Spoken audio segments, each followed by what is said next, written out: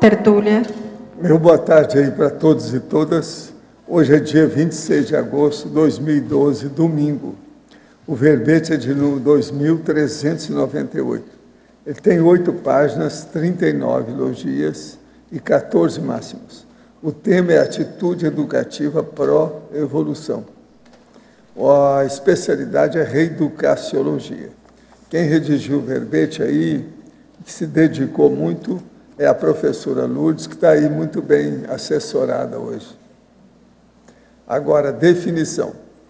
A atitude educativa pró-evolução é toda postura, hábito, ação cosmoética organizada tecnicamente pelo preceptor ou preceptora, com o objetivo de promover, facilitar e desenvolver nas consciências infantis competências teáticas pró-evolutivas determinantes para o amadurecimento consciencial no futuro adulto. O ato de encorajar da maturidade pensênica na infância. O ato de ensinar precocemente a pensenizar sadiamente quanto aos outros. A holopensenização precedente à dispersidade. A atitude educativa pró-evolução. A reeducação evolutiva, a inteligência evolutiva familiar, a alavancagem da PROEX desde o berço, as declarações de amor sadio dos pais para os filhos, promotoras da autoestima, a aquisição da confiança, da autonomia e da iniciativa nos primeiros anos de vida, a lucidez precoce sobre o fato de cada escolha acarretar responsabilidades pessoais no presente e no futuro, a aquisição da segunda língua a partir da gestação. Agora, nós temos aí muito mais de 30 linhas na fatologia, tá? Agora, o Comitê de Para-Recepção Assistencial Específico para os profissionais de educação competentes. O amparador do infante atuando através do preceptor. A convivência no período fetal com a mãe tenepsista, o ensino precoce dos encapsulamentos energéticos. Agora, nós temos aí na argumentologia uma tabela com 111 confrontos entre atitudes educativas pró-evolução e atitudes educativas anti-evolução. Agora, nós temos aí, na remissiologia dos 15 itens, nós destacamos 5. Educação despertológica, educação primária, ensino, exemplo pedagógico e parapreceptoria. Frase enfática.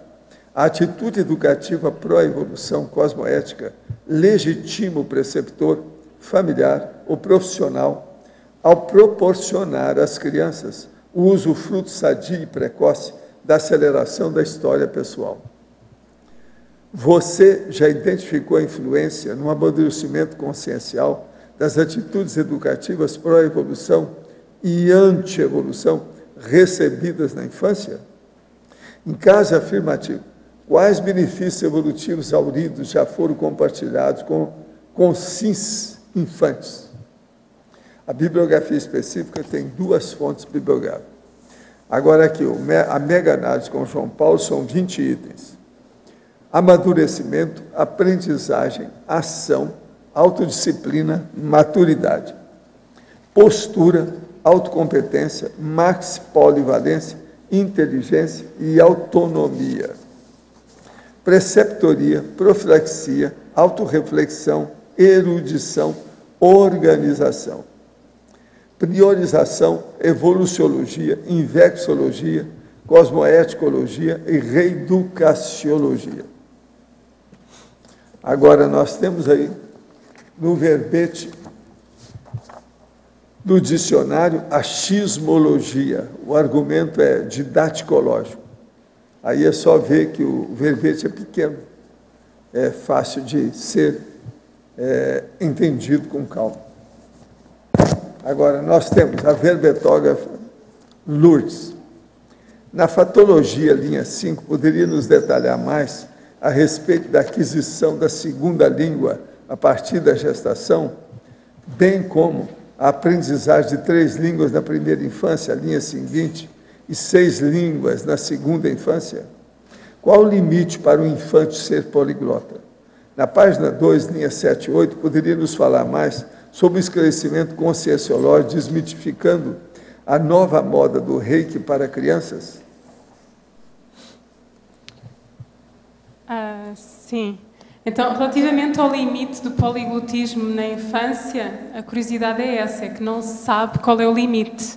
Ou seja, por exemplo, há caso de crianças, estamos a falar antes dos 7 anos de idade, há caso de crianças que tiveram mergulhadas num processo, tinham acesso a 7 línguas e que adquiriram as 7 línguas. Em que situação é que isso às vezes acontece? Na Suíça, por exemplo, em que eles têm 3 línguas oficiais, vamos imaginar, por exemplo, o italiano, o francês e o inglês, e às vezes ainda aprendem o alemão também, 4, e têm, por exemplo, um pai português e uma mãe sueca, e ainda uma avó também descendente húngara. Então há casos de crianças que aprenderam essas várias línguas. Então, daí, quanto mais cedo as crianças aprenderem línguas, melhor. Então, por exemplo, na gestação, o pai fala inglês e a mãe fala português. Ela já vai absorvendo essas línguas.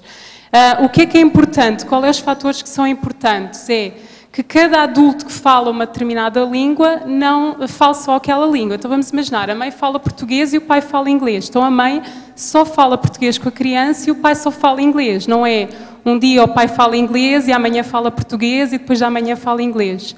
Não, ele só fala aquela língua. E a criança vai perceber que com aquele adulto é uma determinada sintaxe. Com o outro adulto é outra sintaxe. Okay. Relativamente ao Reiki para crianças, é assim, está agora muito na moda, principalmente em Portugal, o Reiki para crianças, e é importante desmistificar isso, porque a mensagem que é passada é que a criança precisa de uma iniciação para receber a energia do cosmos.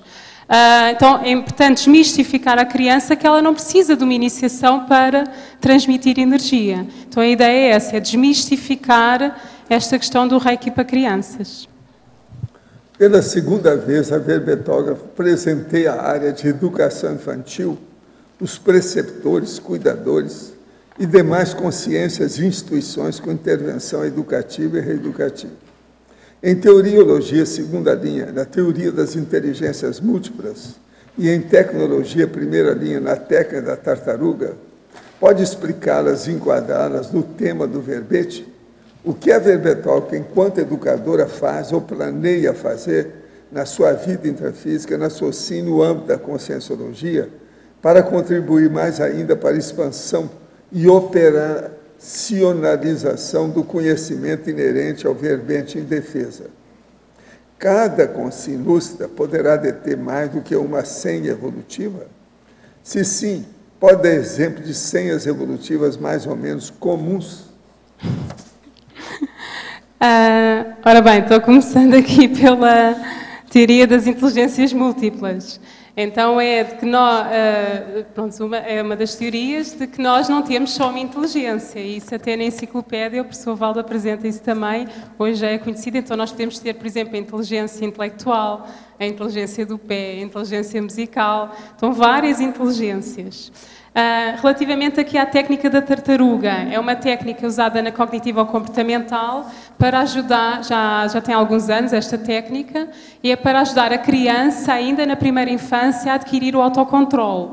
Podem procurar no Google, se colocarem mesmo a técnica da tartaruga para crianças, encontram, mas a ideia base é quando a criança ali nos 2, 3 anos, ela se irrita, ainda não controla essas emoções altamente bélicas que este corpo de soma, de bicho, animal, que nós trazemos ainda tem muita belicismo, não é? Durante milhares de anos usávamos a agressividade para nos defendermos e para sobrevivermos. Então a criança com 2 anos ainda traz essa a tendência agressiva. Então usa-se a técnica da tartaruga, onde se ensina a criança a respirar fundo, e ela vai imitar uma tartaruga, ela vai se agachar, vai colocar os braços à volta dela. As crianças gostam muito de imitar bichinhos, e ela vai respirar fundo e aprender a autocontrolar-se. Agora atenção, só se vai fazer isso se a criança gostar e se for bom para ela. Porque se ela tiver muita raiva, é bom deixá-la descarregar a raiva. Como é que ela vai descarregar a raiva? Sabendo os 3 limites. Quais são os 3 limites? Que ela não pode fazer mal a ela, ou mal à saúde dela, mal a alguém, ou à saúde de alguém, nem partir algum objeto. Então, se ela quiser para o canto das almofadas e descarregar, pode descarregar à vontade. Estamos a falar de crianças de 2, 3 anos de idade. Qual eram as outras questões? A outra questão aí é de Lisboa, que você está perguntando, tá? É. O problema é o seguinte, enquanto educadora, planeia na sua vida, o que você pretende? Sim, é assim, já estou fazendo, não é? Já estou escrevendo verbetes, sou recém-voluntária da Evolucim, já estamos aí adquirindo alguns projetos e depois, futuramente, irá sabendo. Eu sou mais verbação, ou seja, eu gosto mais de falar do que já fiz do que o que vou fazer. É combinado assim? Muito bom, inteligente, né? É verbação. Saber é diferente de conhecer em qualquer dimensão, conforme o princípio da descrença, onde devemos ter as próprias experiências. Nas escolas e academias, o ensino sempre tem várias teses diferentes. O que faz mal para a saúde hoje, amanhã é saudável. O que antes era saudável, agora é maléfico. O que se sabia sobre um povo ou cultura do passado, hoje tem outras conclusões. O que era planeta agora é membro do cinturão. Como ver essas teses, descobertas e nomenclaturas dentro do verbete do dicionário? Em sua opinião, o primeiro homem que descobriu a Terra é redonda foi porque se projetou, foi no espaço e viu ou foi através de estudos? Devemos seguir os mais experientes que ensinam ou devemos analisar todas as teses, inclusive as que nos chegam extrafisicamente, e seguir as instruções? Olha, vamos aqui devagar. Primeira coisa, os caras lá ficaram sabendo da Terra através de estudos. Aquilo é processo de projeção da ideia. Agora, devemos seguir os mais experientes e analisar todas as teses. Inclusive, a gente tem que estudar e interrogar tudo até de amparador. Qual a sua opinião sobre a frase atribuída a Albert Einstein? Não existe nenhum caminho lógico para a descoberta das leis do universo. O único caminho é a intuição. A intuição, ele já tinha alguma ideia sobre isso, por isso que ele falou, porque o processo é o parapsiquismo. A intuição aí, no caso, seria a intuição parapsíquica, e isso eu não sabia. Agora aqui para a nossa verbetógrafa. Na fatologia, 15ª linha, de baixo para cima. Pode relacionar o ato de ensinar a criança a limpar, lavar e secar, completamente sozinha, os respectivos órgãos genitais, a partir dos 3 anos de idade, com o que ocorre na realidade em muitos locais de acolhimento a crianças. Essa também é de Lisboa. Sim. Isso é uma atitude de prevenção dos abusos sexuais. Infelizmente, sabe-se que os abusos sexuais em crianças são de pessoas próximas, ou seja, de familiares, de educadores, de profissionais de saúde, ou seja, as pessoas que infelizmente devido a patologias querem abusar de crianças, elas tentam se aproximar de crianças, ou trabalhar na área, ou perceber quais as crianças próximas da família que são mais vulneráveis. E há uma questão que é a questão da higiene, não é? Onde aí realmente as crianças são vulneráveis. Então, aqui os educadores e os pais devem ter uma atitude preventiva e não protetora, ou seja, assim que a criança tem a capacidade de, com as suas mãos, tem braços e mãos para acessar aos seus órgãos genitais, a partir dos 3 anos, ela deve logo começar a aprender a limpar, secar e lavar-se destes órgãos e saber que só ela é que deve lá tocar e que mais ninguém o deve fazer. Porquê? Porque aí se vier lá um tio, um primo ou um professor que se voluntaria de uma forma muito simpática para levar a criança à casa de banho, ao banheiro, e se voluntariar para lhe tocar nos órgãos genitais, ela já vai saber dizer que não. Se os pais, por ignorância, continuarem por forma protetora, como às vezes acontece, até aos 5, 6, 7 anos de idade ainda, a limpar os órgãos genitais da criança, se esse tal primo, tio, educador se voluntariar para secar então os órgãos genitais da criança, a criança não vai perceber que isso está errado e vai deixar que aconteça. E ela não vai perceber os limites do que é um ato higiênico ou um ato de abuso, só muito mais tarde. Então é importante aqui haver prevenção e dar autonomia à criança. As crianças têm capacidade. Eu trabalho inclusive até na área da deficiência. Há crianças com deficiência mental que, se forem ensinadas com 3, 4 anos, conseguem fazê-lo. Por isso uma criança com inteligência normal também o consegue. Na fatologia, página 2, terceira linha, a palavra adultícia não está sendo usada impropriamente. Soa mais como malícia. Não seria melhor usar adultice? Eu passo Patologia, isso para a Rosa página Nader. 2, terceira linha. Passo essa questão para a Rosa Nader, porque sinceramente não sei. Na adultice ou na adultice? Eu acho que não tem nada demais nisso.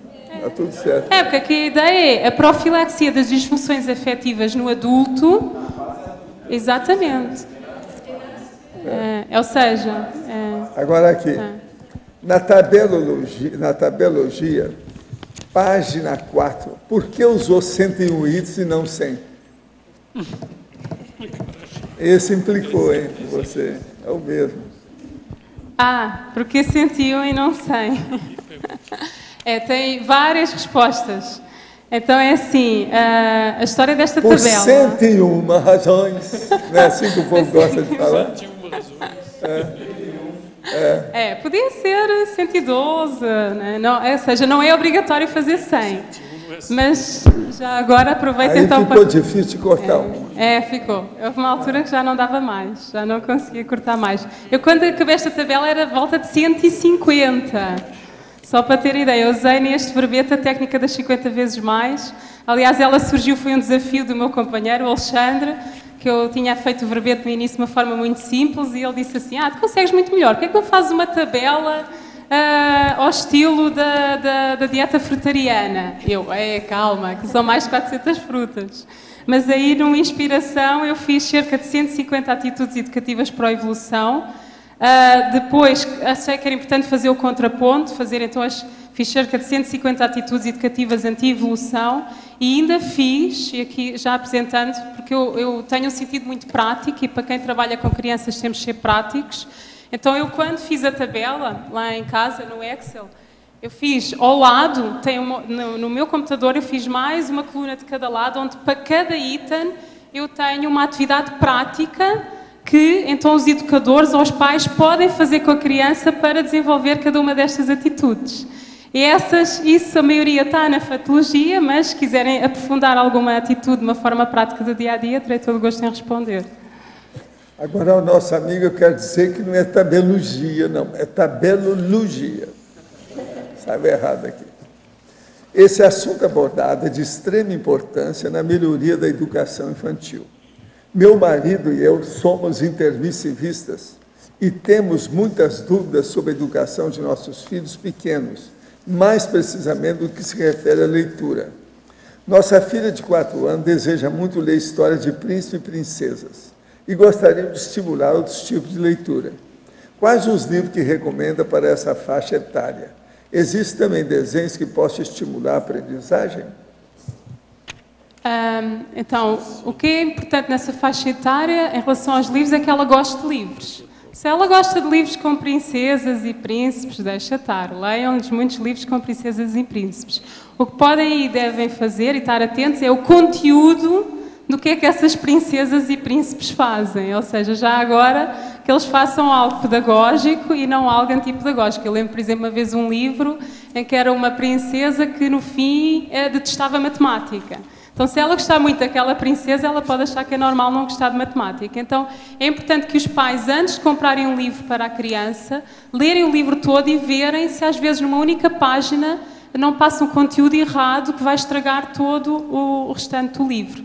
O mais importante é então eles gostarem de livros, porque depois, quando forem para a escola, o que é importante ficar no primeiro ano do ciclo?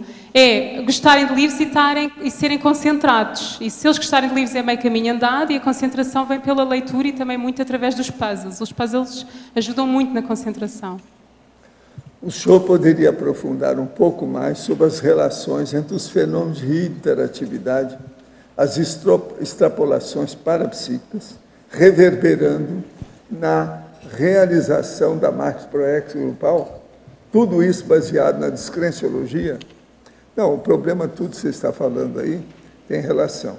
Agora, a melhor coisa que tem é estudar cada caso de per si, anotando o que é que ocorre e fazendo os cotejos necessários com a associação de ideias para ver como é o encaminhamento, se o megafoco está correto daquilo que a pessoa está fazendo. Por quê? Às vezes, tem muita inspiração, muita orientação e até muita extrapolação.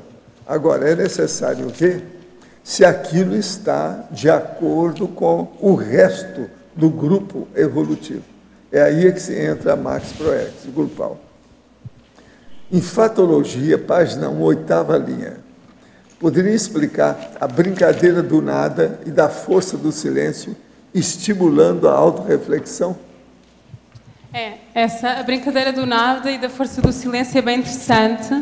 É desafiar a criança ou uma turma, é muito interessante também fazer com uma turma de crianças que hoje vão fazer algo muito especial e vão descobrir a força do silêncio e que é muito importante olharmos para dentro de nós e quando olhamos para dentro de nós, nós desenvolvemos-nos mais. Então qual é o desafio? Atrás do professor ou atrás do adulto vai haver um relógio com ponteiro dos minutos e dos segundos, isso é muito importante, e vamos desafiar as crianças e a turma a ver quem é que consegue ficar 1 minuto, atenção, não é mais que 1 minuto em silêncio, e que aí vamos seguir o ponteiro dos segundos, e é bem interessante aí que as crianças gostam desse desafio. Temos que aí dar o reforço para as crianças que estão em silêncio. Há sempre crianças que ao fim de 10, 15 minutos vão estar a rir, não vão conseguir. Não vamos mandar calar, porque isso estamos a mandar calar, então nós, o adulto, também não estamos em silêncio. E aqui o objetivo, encontram também no Google já, é colocar a brincadeira do nada e a força do silêncio. E o objetivo é então ensinar desde cedo a introspeção e o apreciar o silêncio, quando hoje em dia as crianças têm tantas atividades sem silêncio. O Laíno Loche já falou que ele quer voltar a ser criança para ser seu aluno em Portugal.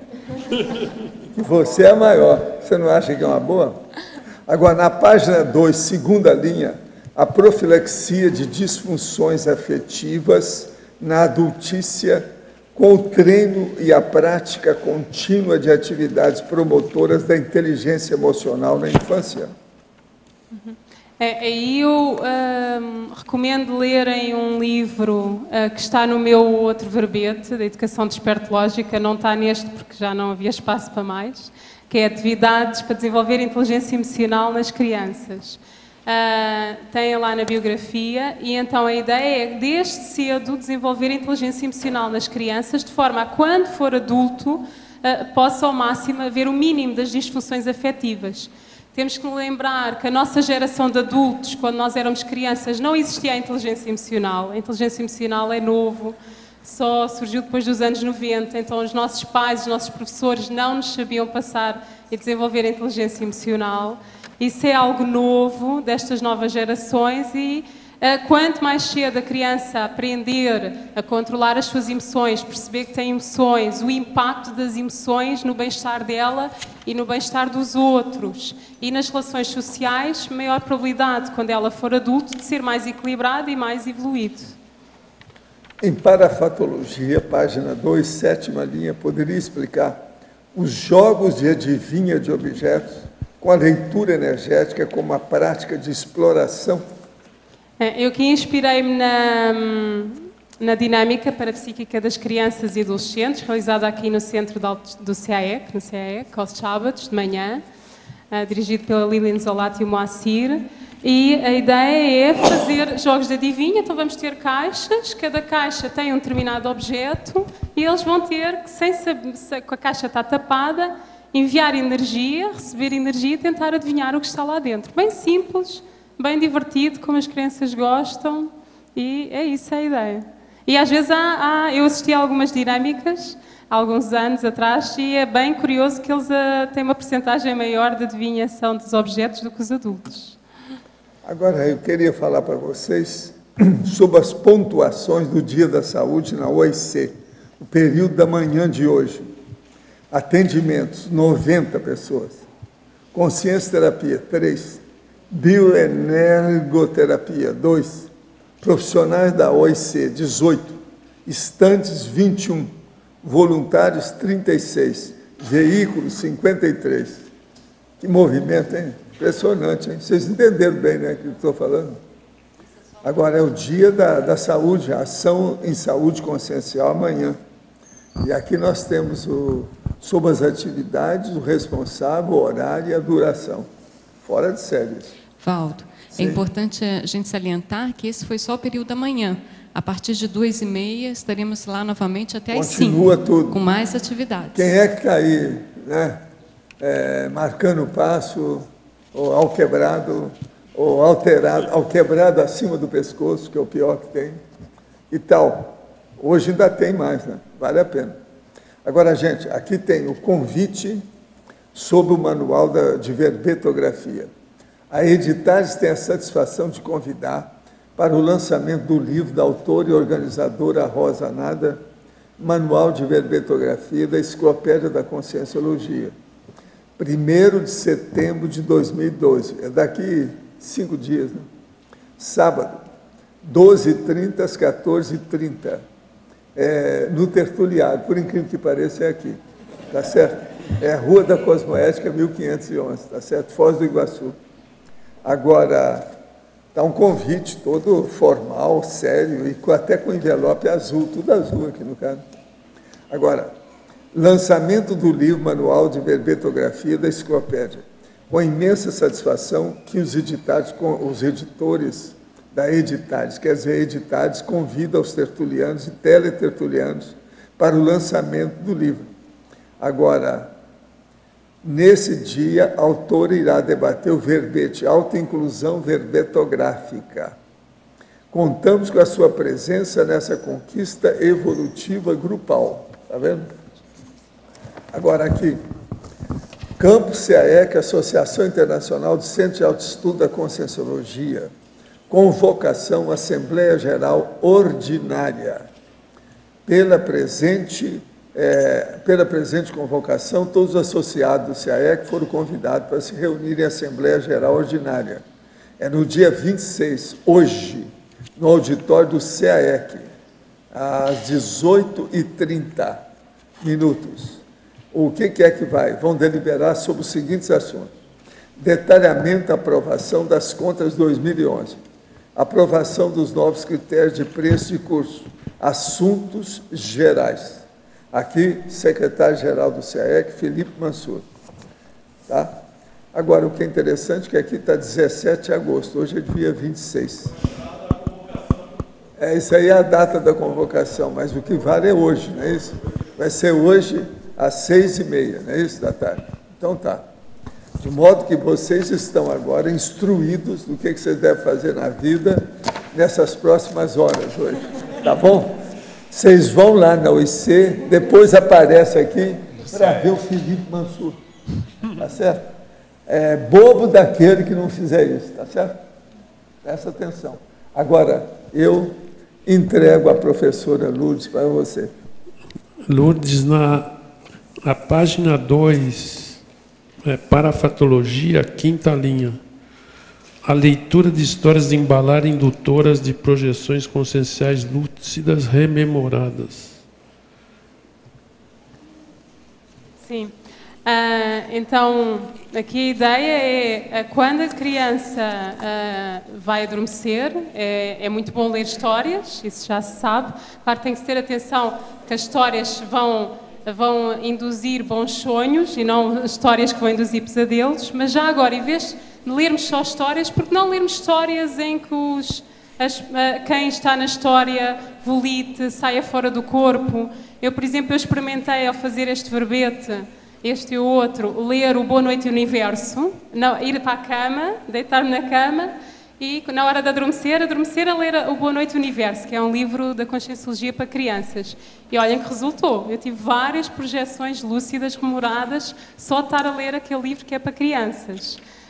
Tenho também uma amiga lá em Portugal que lê o diário do professor Valdo. Ela escolhe várias histórias que sejam mais interessantes para a filha de 12, 13 anos de idade E antes da criança, quando já está na cama a adormecer, ela lê para a filha histórias do diário de projeções do professor Valde. Então é interessante aí escolhermos bem o que é que vamos ler para a criança antes dela adormecer.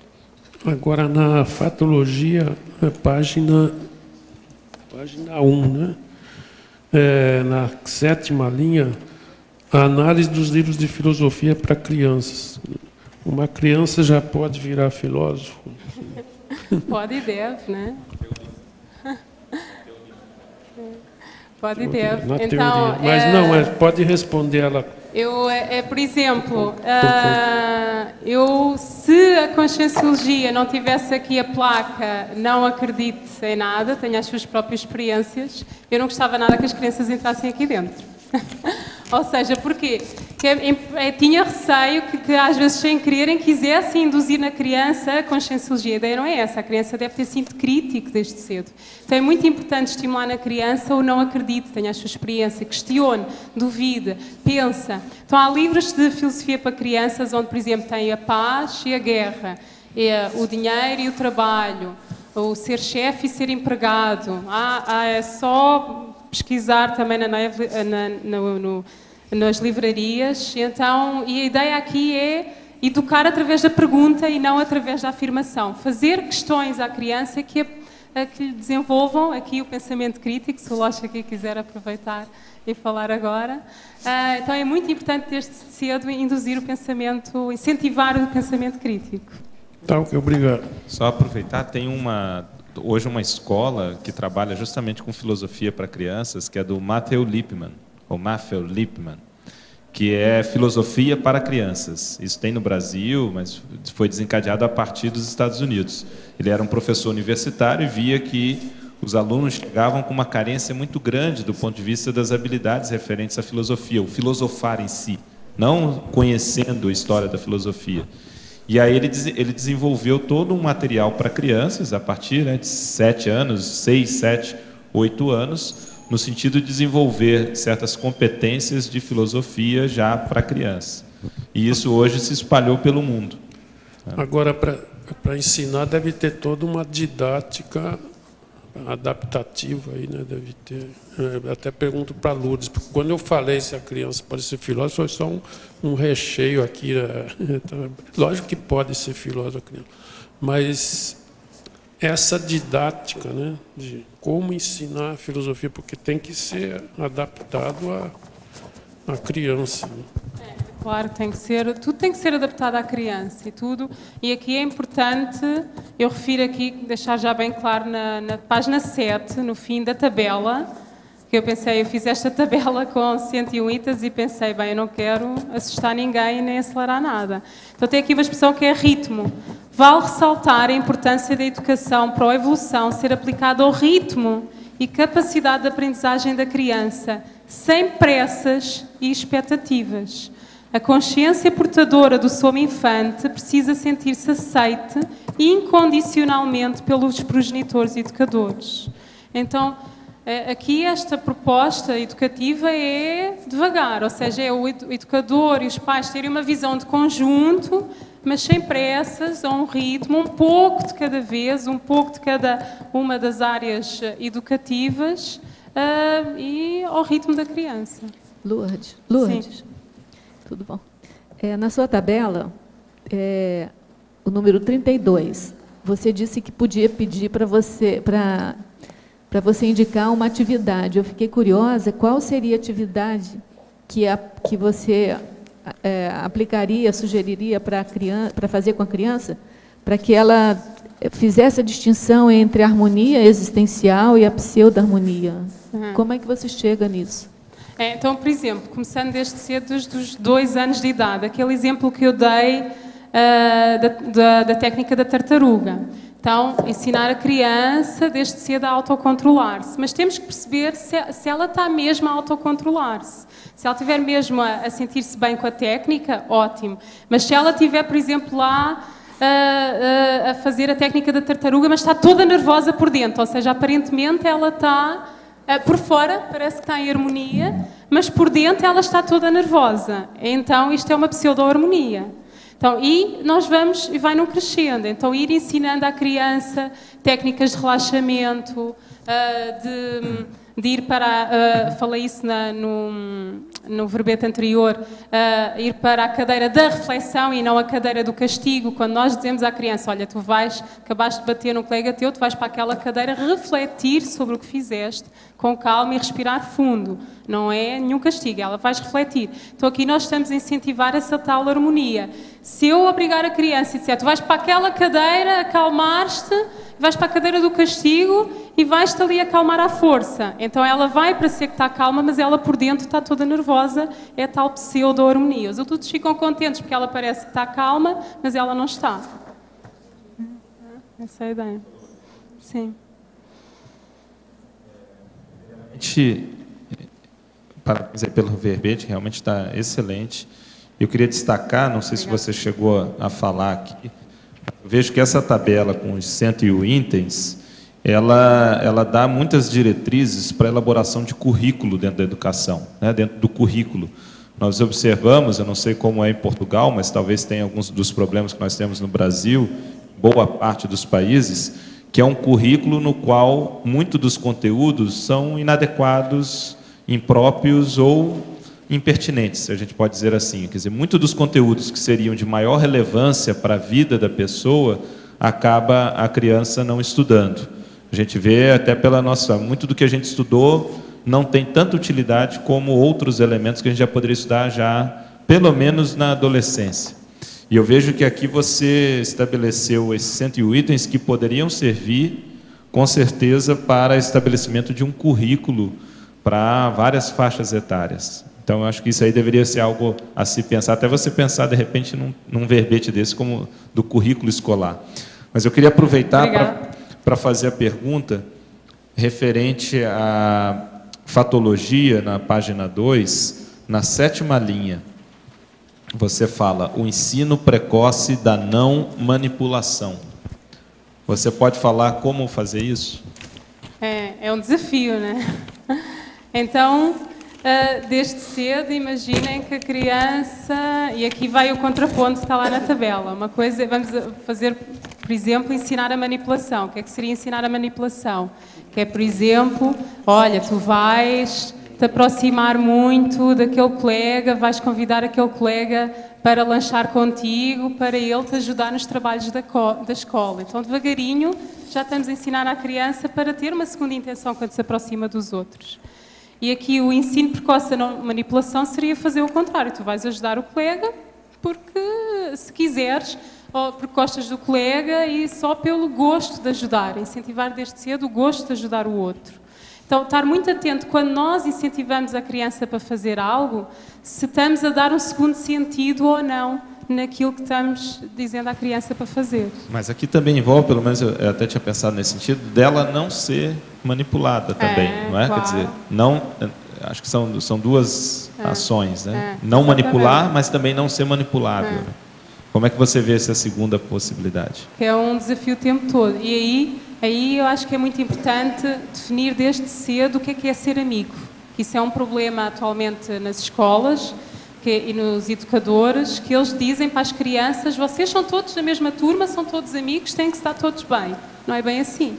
Não é? Ou seja, podem estar todos bem, mas não são propriamente todos amigos. Então é passado uma ideia errada às crianças que amigo é aquele que está ao meu lado ou que amigo é aquele que passa muito tempo comigo. Não propriamente. O que é que às vezes acontece? A criança fica com aquela ideia que amigo é aquele que passa muito tempo comigo, então chega ali na altura da adolescência, então aquele colega que passa muito tempo comigo, mas que até parte vidros ou que até fuma, então ele é meu amigo. Então eu tenho que, se ele disser para partir vidros ou para assaltar uma idosa, eu também o vou fazer porque ele é meu amigo desde há 5, 6 anos.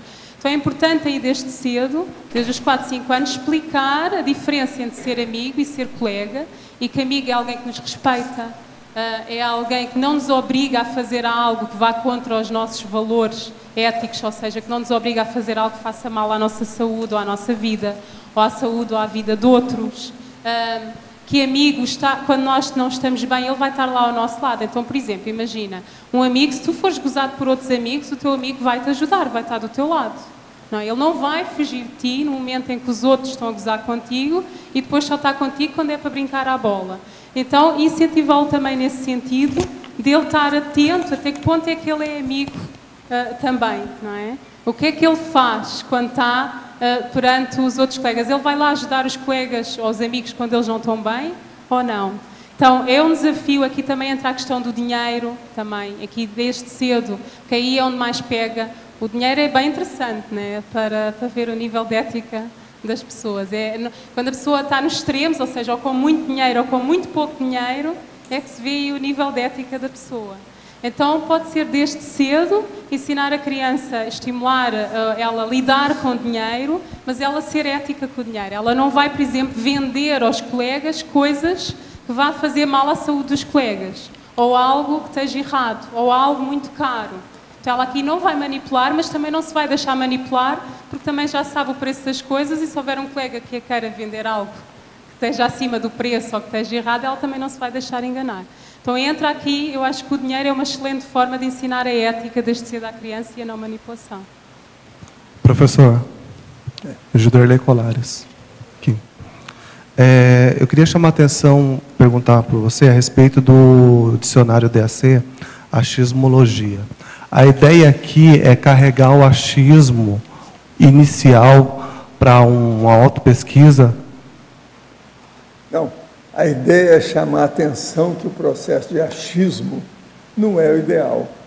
A pessoa achar, ela vai pelo instinto dela na hora, sem experiência. Isso não é o ideal. Que o ideal é fazer pesquisa, é investigar, é ciscar, é fazer abordagem nas coisas com racionalidade. E a pessoa seguir isso de maneira lógica. Agora, a pessoa só dá palpite no ar assim, isso não resolve.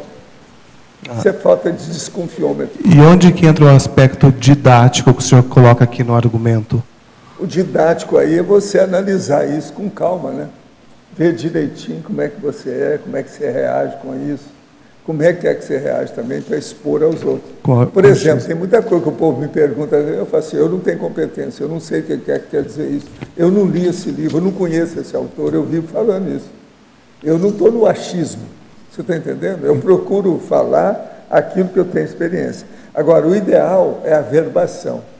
A gente só falar depois que você teve a experiência, que vivenciou aquilo. Foi o que a Lourdes falou agora. Isso aqui é o contra o processo do achismo, totalmente. Tá. Agora, aqui tem algumas coisas para a pessoa pensar, né? Por exemplo, ó, no fim eu falo assim, no universo das neoideias, o ideal é começar pela teoria. É a chamada saturação teórica. Assim que a pessoa começa a mudar, ela quer a vivência direta. Na prática, em geral, até que se usa muita teoria. No entanto, sem expressar a lógica pertinente. Importa refletir nas declarações gerais digitadas nos múltiplos sites e blogs da internet, o achismo predomina em mais de 50%. Estou sendo bonzinho, é muito mais do que isso. Os fatos estão aí, importa pesquisar. Aprendamos pelos fatos.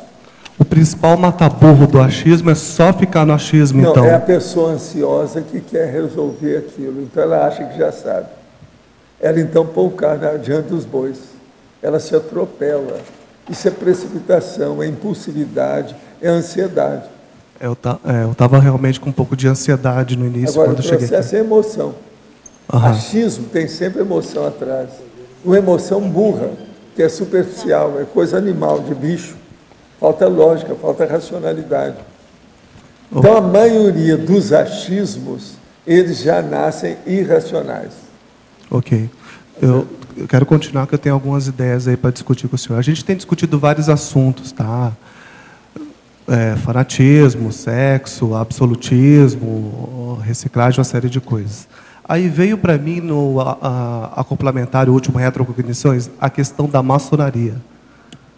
Aí, a princípio, eu não soube linkar, mas também, depois eu comecei a fazer um cotejo, fora daqui, da CCCI, eu recebi assistência de 5 maçons, 5 amigos maçons.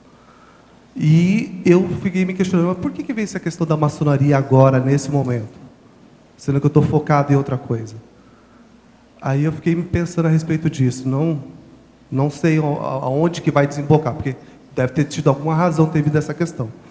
Agora, uma coisa bacana, assim, que nesse último complementar, sentou o Jorge, eu, o Oswaldo, a gente sentou junto, numa mesa lá, mesa auditório, e veio a questão dos templários. O Jorge estava futucando esse assunto, não para de vir coisa para ele. E, assim, o que me chama a atenção que teve a briga de cristãos com os mouros, os árabes.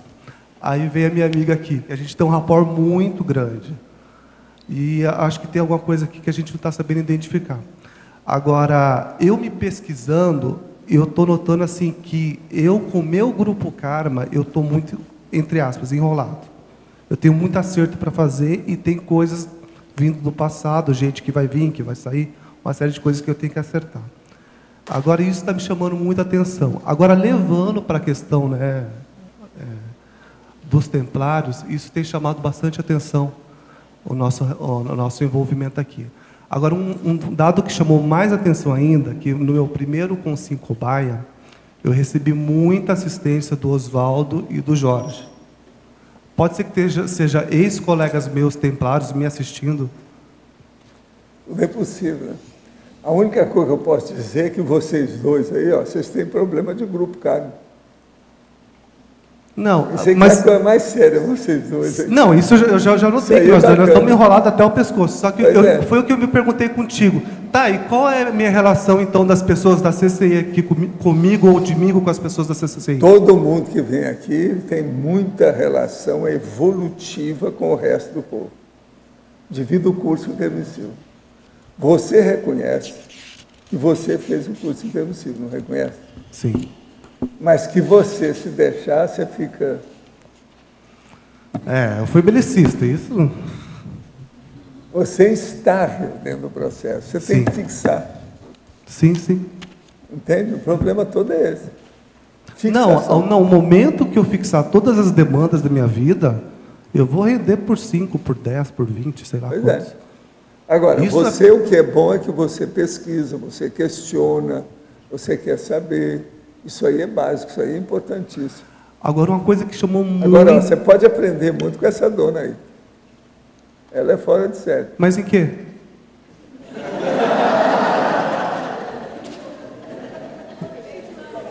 Eu tenho direito à ignorância, não tenho direito à ignorância. Grupo Karma, ela pode explicar muito isso aí para você. Tá, uma coisa que chamou... Ela é uma pessoa ímpar.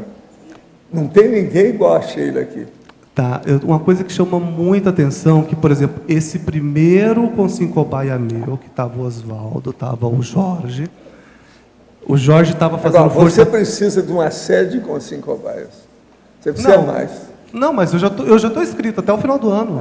Então eu estou fazendo todos até o final do ano, desde o primeiro. Agora, ó, é preciso falar com a turma para levar água para lá, no dia, de Consim Cobaia.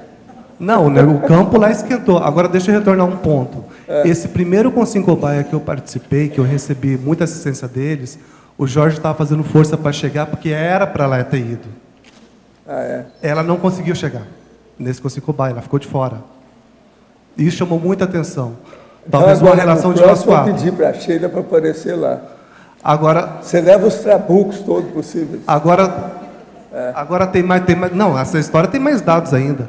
Porque, assim, o último Consim Cobaia, o penúltimo Consim Cobaia, que foi cobaia, ela já ia entrar direto. Como é a primeira vez dela, ela entra no segundo campo.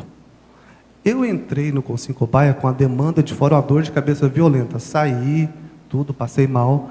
Fafá fez arco voltaico em mim, voltei, passei mal, saí de novo do campo. Aí, no que eu voltei, os amparadores me assistiram. Aí, zerou. Aí, ela disse que recebeu. Quando ela entrou, ela disse que recebeu muita assistência minha. E o dado interessante, que o Jorge não conseguiu entrar nesse Consim Cobaia. Ele também não, né? Jorge, você está enrolado aí com os dois, né, irmão? Dá um jeito, hein? Agora, é isso que está chamando a atenção, essa questão que está vindo muito deles do Templário. Por que veio a maçonaria agora para mim? Agora, o capitão também entrou nessa história, né? Ele está aqui, ó. Não? Não entrou, não. Está só de olho. Né?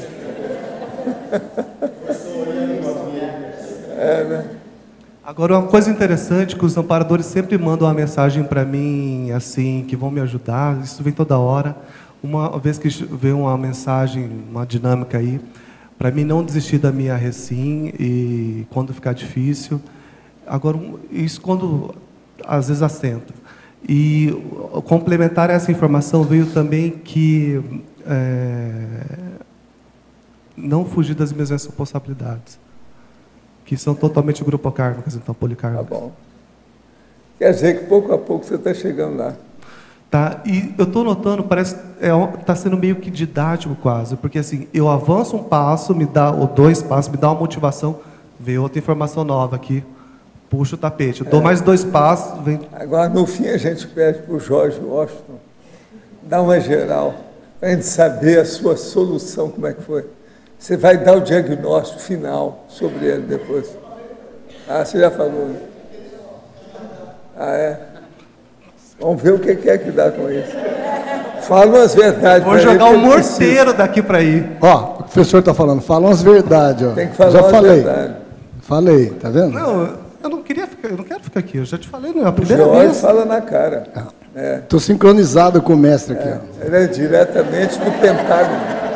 George Nós Washington. dois, ó, sincronizados aqui. Agora aqui, para a professora Lourdes. Enfatologia, página 1, final da primeira linha. Poderia comentar a inteligência evolutiva familiar? Isso é o que eu gostava de ter ao máximo na próxima vida, né, também. Mas inteligência evolutiva familiar, então, qual é, na nossa família,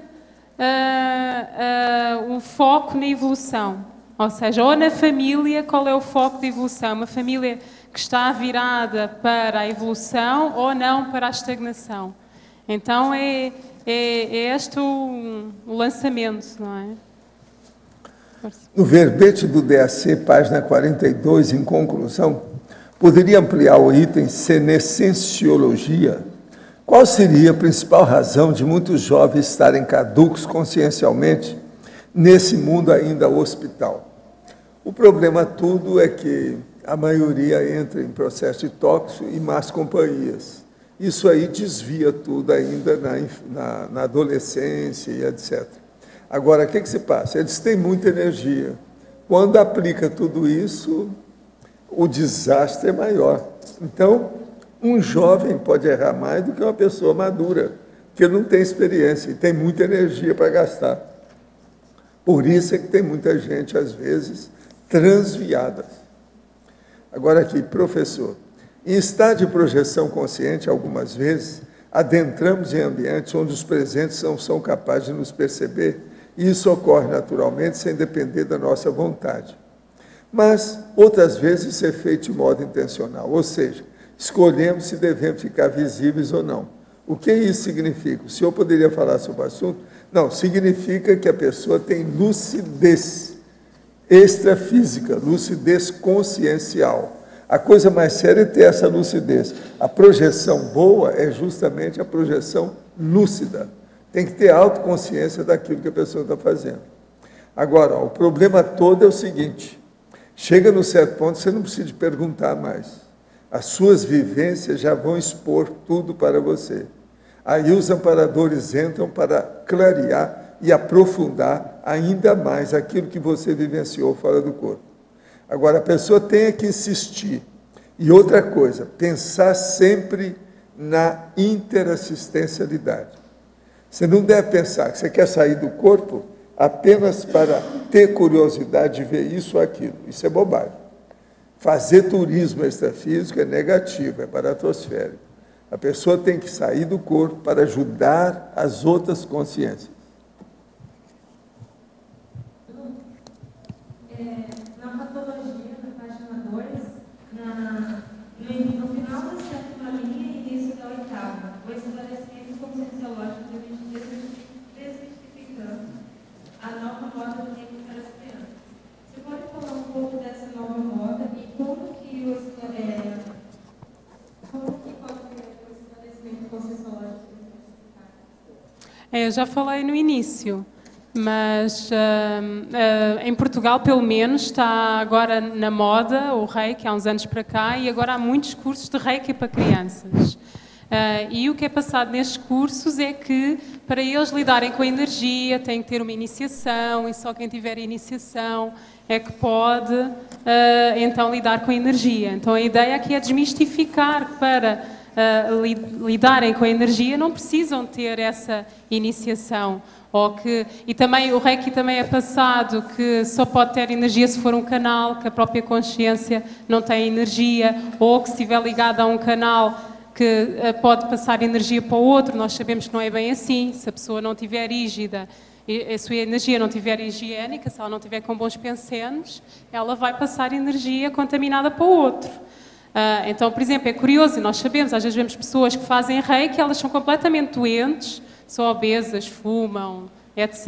Mas elas acham, como estão iniciadas no Reiki, que elas podem enviar energia para outra pessoa. Então, a ideia aqui é desmistificar isso com a criança e perceber que isso da energia é algo importante, mas que também é sério e que não é, por um lado, não é preciso mistificar, mas também há uma grande responsabilidade. Que se eu estou a pensar mal do outro, eu não posso enviar energia para o outro. Ou se eu estou doente, como é que eu vou estar doente e enviar energia para o outro? Como é que isso é possível? Então eu tenho que estar com saúde para enviar energia para o outro.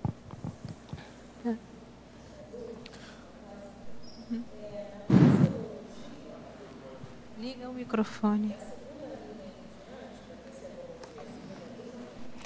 Quando você começa a falar de dactopensenidade e vai até a penúltima linha, pode ser até a última.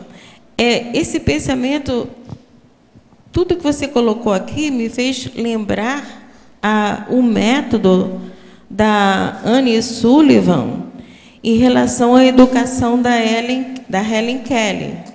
Né? Ela não, apesar da Helen Keller ser deficiente, ela aproveitou a parte de maturidade, ela não infantilizou a didática, né? E foi dessa forma que ela conseguiu que a Helen recuperasse os seus coins. Acho muito interessante essa sua didática.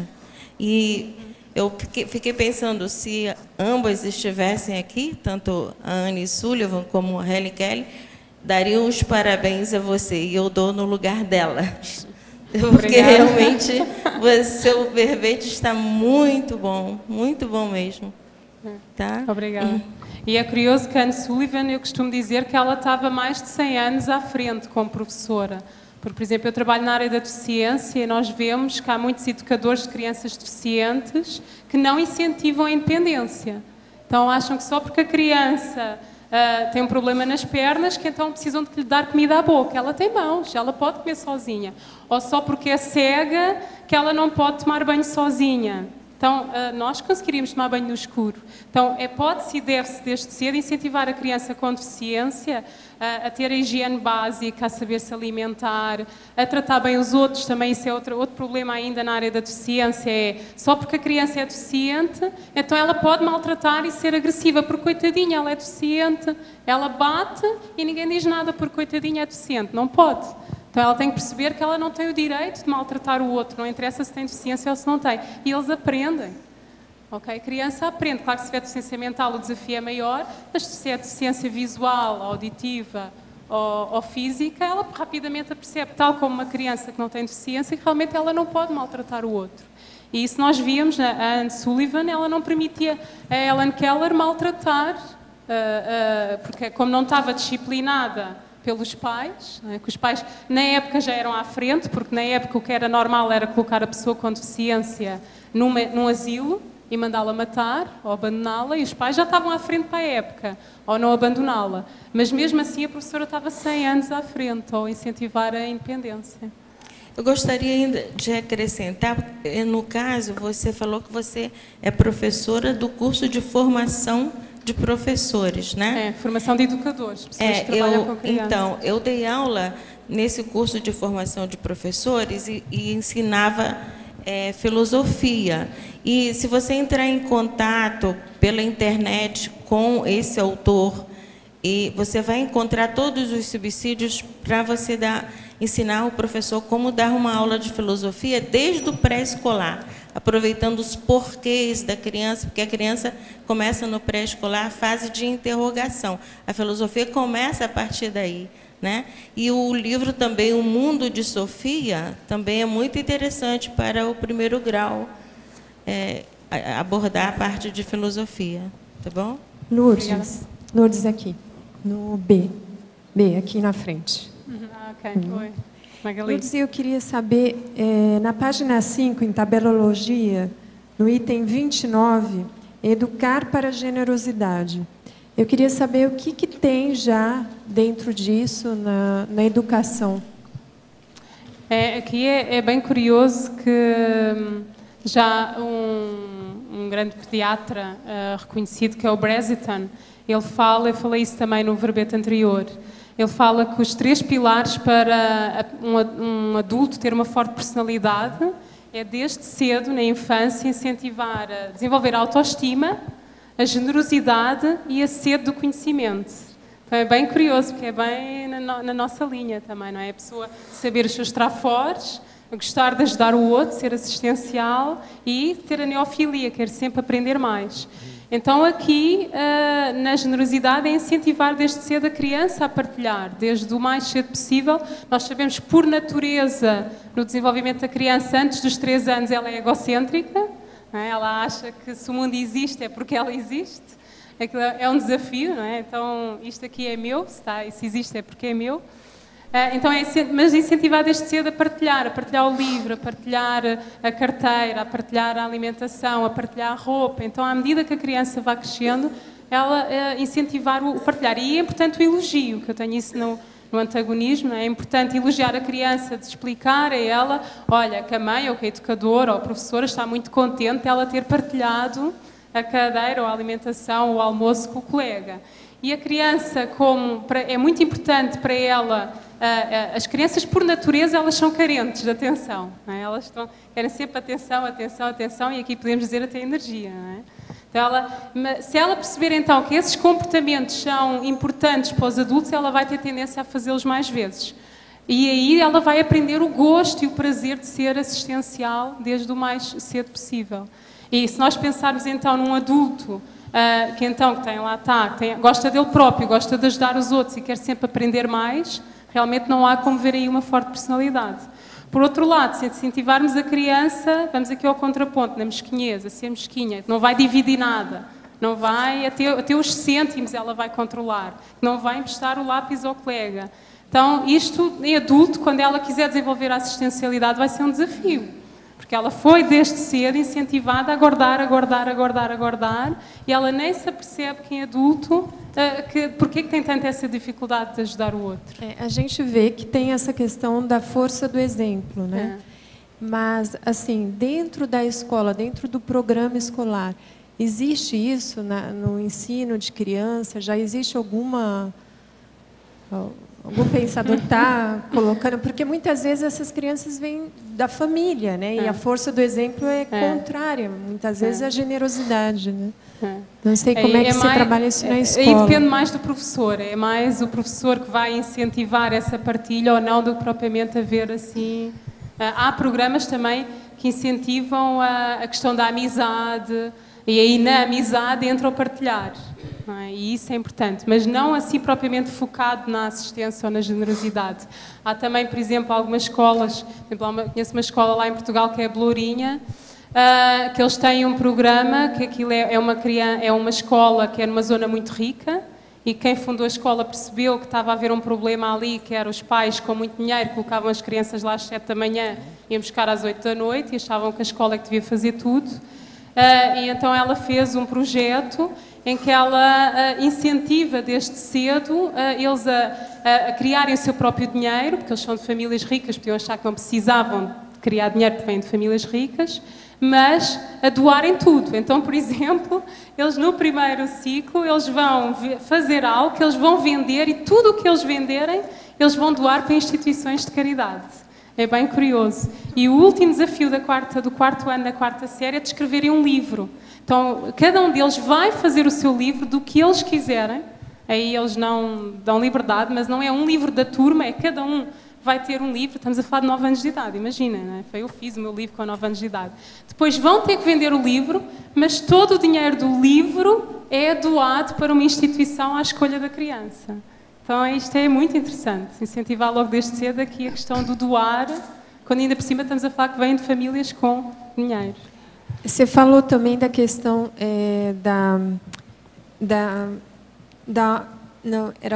não da autoestima, mas acho que você falou também do autodesenvolvimento da criança, da autonomia dela.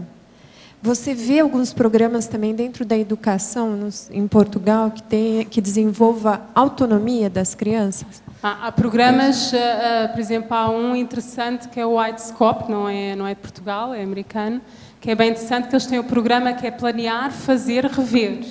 Então a criança, quando vai para a escola de manhã, ela vai, na pré-escola, estamos a falar de pré-escola, 4, 5 anos de idade, ela vai decidir o que é que eu vou fazer hoje. Então ela diz, eu vou para a casinha das bonecas, por exemplo. Ok, está bem, então ela vai para a casinha das bonecas. No fim da manhã, então, ela fez, né? Planear, fazer, vai rever. Então, foste para a casinha das bonecas, não, mudei de ideias, fui para o computador. Ok, tudo bem, mas porquê que foste para o computador? Então ela vai analisar porquê que ela mudou de ideias, o que é que correu bem, o que é que correu mal. E é curioso que existe o livro que é Educar a Criança, é um livro bem grosso, desse método Widescope. Então, um estudo que fizeram 20 anos depois dessas crianças, a nível de autonomia é impressionante. Então, as crianças que eles fizeram um programa nos Estados Unidos com bairros pobres, que havia crianças que tinham esse método, planear, fazer, rever, e as outras crianças não tinham. Então, aos cerca de 20 anos de idade, quem usava esse método, planear, fazer, rever do Widescope, a taxa de não ir preso era muito mais baixa, a taxa de quem tinha emprego era muito mais alta, a taxa de quem tinha casamentos estáveis era muito mais alta, a taxa de quem tinha ido para o ensino superior era muito mais alta. Então é impressionante. Então é dar autonomia à criança desde cedo, que ela é capaz, mas que ela tem que planear, fazer e rever aquilo que fez. Lourdes, aqui na tabela, no item 30, você citou agora a questão de escrever um livro na 4ª série. Seria isso aqui, esse exemplo, poderia ser um exemplo aqui do Educar para a GESCOM, você coloca no item 30, seria isso? Exatamente. Desde isso, né? cedo, não é, vais escrever quando fores adulto. Não, vamos escrever já, por que não? Tá. Pode ser do que quiser, pode ser de poemas, pode ser de fotografias, pode ser sobre folhas, mas ele já fez um livro, ele pode dizer que com 9 anos de idade ele já editou um livro e até vendeu o livro. Não é? E aqui também na fatologia, na 8ª linha, você cita os porquês respondidos sem estresse através de consulta ao dicionário. Você pode comentar? Exatamente. Aí eu até me inspirei em ti, sabes? Numa das tuas tertúlias, em que tu falavas exatamente disso. Não é? Daí era iniciativa tua, se não me engano, acho eu, não era? Pronto. Mas eu, por exemplo, eu sou o oposto disso. Eu lembro-me de quando era criança, de eu perguntar aos meus pais, ao meu pai, eu lembro-me de perguntar o que era a palavra stress, e ele ficar muito estressado, eu não sei, eu trava stress, vai ao dicionário ver. E não havia dicionários lá em casa, não é? Então, ou até depois havia, mas depois eu também não sabia bem como consultar. E então, aqui a questão, porque não? Ok, boa pergunta, não é? Isso é uma coisa que o adulto tem que pensar. Nós não temos que saber responder tudo à criança. Não há problema nenhum o adulto dizer à criança, eu não sei. E aí vale a pena elogiar a pergunta. Boa pergunta. Sempre me fazem uma pergunta que eu não sei a resposta, eu acho uma pergunta espetacular, porque é algo que eu não tinha pensado. Então eu elogio, olha, boa pergunta. Estou a dizer à criança, olha, boa pergunta. Vamos ver o que é que essa palavra quer dizer. Vamos aqui ao dicionário. Dicionário de papel. Não é? Sei que temos agora muito mais fácil o dicionário de computador, mas antes aprendemos o computador, então vamos ao dicionário de papel. Então a criança vai aprender o gosto de consultar o dicionário. Essa semana lá no Holociclo a gente teve a visita de 18 jovens, mais ou menos 17 anos, a Isabel que está à frente aí do projeto, e não tinham contato com o dicionário. Pela primeira vez foram pesquisar em dicionário, olhar mais de um dicionário, e teve alguns que acharam muito complicado e outros que, por outro lado, acharam o máximo, que queriam continuar para estudar, porque uma palavra remetia a outra palavra, e eles queriam continuar pesquisando. É fascinante. Agora imagina ganhar esse gosto logo desde cedo. Sim. Professor, algumas pessoas afirmam que Rui Barbosa ressomou como sendo José Bonifácio. Você sabe algo a respeito? Não sei. Nada positivo sobre isso aí. Agora, como fazer uma criança inquieta em sala de aula ficar quieta e se concentrar na matéria, sem que seja necessário usar a força ou qualquer tipo de repressão? Que idade? Não está falando. Essa é que é a diferença, né? Então precisamos saber se estamos a falar de 4 anos, de 7 anos, de 8 anos, de 12 anos. Aí é importante também saber o porquê. Porquê que ela está irrequieta? Será que ela dormiu bem? Será que ela precisa de ser vista por um psicólogo e avaliar eventualmente a possibilidade de ser hiperativa ou não? Ou será que ela ela é hiperativa? É, exatamente. Será que ela está nervosa, está com receio de alguma coisa? Será que ela está com medo do professor? Então, primeiro é fazer a pergunta, porquê? Porquê que ela está nervosa? E depois é perceber se há alguma forma de poder descarregar esses nervos. Então, fazer desporto, ou fazer, por exemplo, se eu explicar aquilo que eu expliquei das crianças de menos de 5, 6 anos de idade, deixá-las ir lá descarregar a raiva nas almofadas. Vamos imaginar uma criança que vem de casa e em casa é só discussão. Okay? É muito stress para uma criança, são sentimentos muito negativos desde cedo para uma criança absorver e conviver. Muito ódio, muita violência em casa, às vezes não precisa de ser física, verbal. É normal que a criança chegue de manhã e ela esteja nervosa e irrequieta, e às vezes não tem nada a ver até com a hiperatividade. Então ela precisa de libertar aquela raiva que não é dela, mas que está dentro dela. E se os professores não lhe derem espaço para isso, ela vai libertar das duas uma. Ou ela liberta a raiva nos colegas, bate nos colegas, ou então ela vai guardar e vai implodir para dentro, e isso pode vir a dar doenças psicossomáticas. Quando se nós estivermos lá, como eu costumo dizer, o canto das almofadas, olha, estás a ver este canto aqui? Aqui podes libertar a raiva à vontade, bate e esperneia à vontade. Agora, uma das coisas mais sérias é saber se ela é muito reprimida em casa. Por isso, quando ela chega na escola, ela quer derrubar o cosmos. Exatamente, exatamente. Então, isso tudo precisa saber. Isso aí a professora não tem que ir na raiz do processo. Exatamente. Aí pensam psicólogos lá na escola, pensa todos os meses, precisamos de um psicólogo, precisamos de um psicólogo, precisamos de um psicólogo. Se é de um centro de saúde em Portugal, que eles não tinham lá psicólogos suficientes, eles durante todos os meses pediam psicólogo e ao fim de 2 anos vieram mais psicólogos lá para o centro de saúde. Então peçam apoio. Os professores também não têm que saber fazer tudo e têm que saber que o papel deles é ensinar e que há outras necessidades que as crianças têm e que deve ser feita por outros profissionais. E daí têm que escrever, não é falar, escrever que precisam desses profissionais. Agora tem um jovem aí que é o Jorge, passador, pode falar. Professor, eu fiquei sabendo que hoje pela manhã o senhor falou do Marco Aurélio, foi imperador de Roma, não foi? Alguma coisa a respeito disso? Para alguns aqui. E aí é o seguinte, eu li a respeito que ele era adepto da filosofia do estoicismo, do Zenão de Sítio. Tá certo. O senhor pode falar alguma coisa a respeito? Eu também falar nisso. Estoicismo, quem conhece filosofia, o que você sabe sobre tem essa questão da ética. O estoicismo do Marco Aurélio. Que ele fala da lógica, da ética, da virtude. Não, ele deixou muitas máximas escritas. Tem muita coisa nos livros aí do dicionário de máxima, de provérbio, de anexis, que o Marco Aurélio deixou. Ele era um pensador, mas ao mesmo tempo era um político e líder. Agora, eles acabaram com ele. Foi aí que deu problema com o Império Romano. Agora, ele errou em algumas coisas na condução política do Império Romano. Agora, tudo devido às tribos, que havia muita tribo no lugar. Então, ele queria que aquilo tudo se reunisse. De vez em quando, ele reunia aquele povo todo.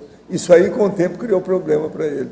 Que diz que foi então, ele queria fazer uma uniformização, uma padronização, nivelar por alto, por cima. Está muito bem bolada a ideia dele. Foi um dos bons imperadores. Mas ele não conseguiu, devido a um povo muito primitivo demais. Isso tudo era o Império Romano. Agora, outra coisa, ele queria estender o Império Romano para ser uma coisa só. Eles não entenderam bem isso, porque queriam brigar entre eles. Foi por isso que o Império Romano caiu. Agora, essa questão do estoicismo, essa filosofia, tem alguns pontos que até convergem com a Conscienciologia, a questão da virtude, da ética, da lógica. Né? A ataraxia. Leva em conta a imperturbabilidade, né? Isso. Extinção das paixões. Das paixões terrenas.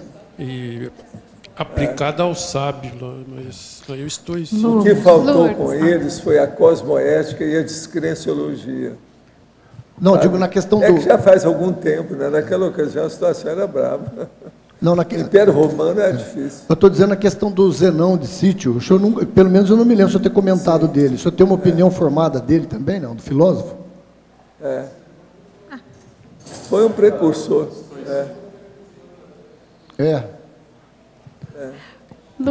A acomodação estoica não é igual a da gente, que era uma coisa passiva, né? Eles pregavam, mas pela força, eu acho. O problema é que ele não soube conduzir tudo como precisava, não. Agora, dentre a turma dele, os contemporâneos, ele era uma das pessoas mais lúcidas que havia. O Zenão, né? Era o Marco Aurélio. Pois é. Ele era lúcido, uma opção de coisa. Agora, o melhor é ler A Queda do Império Romano. Tem um filme sobre isso. Ali tem alguns dados que são corretos. Outros nem tanto, é coisa de filme de Hollywood, mas vale a pena ver.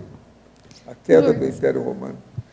Os filmes históricos, às vezes, têm realidades. É preciso ver os filmes. Tem conteúdo. Às vezes vale a pena. Conteúdo histórico. Ver o conteúdo. Ver se combina, se conjumina, entendeu? E a racionalidade. Lourdes, página 2, por favor. Tecnologia, primeira linha. A técnica da tartaruga desenvolvendo autocontrole precocemente. Poderia explicar o que é essa técnica? Eu já expliquei 2 vezes. Desculpa, cheguei um pouco tarde. É uma técnica da cognitivo-comportamental, da psicologia cognitivo-comportamental.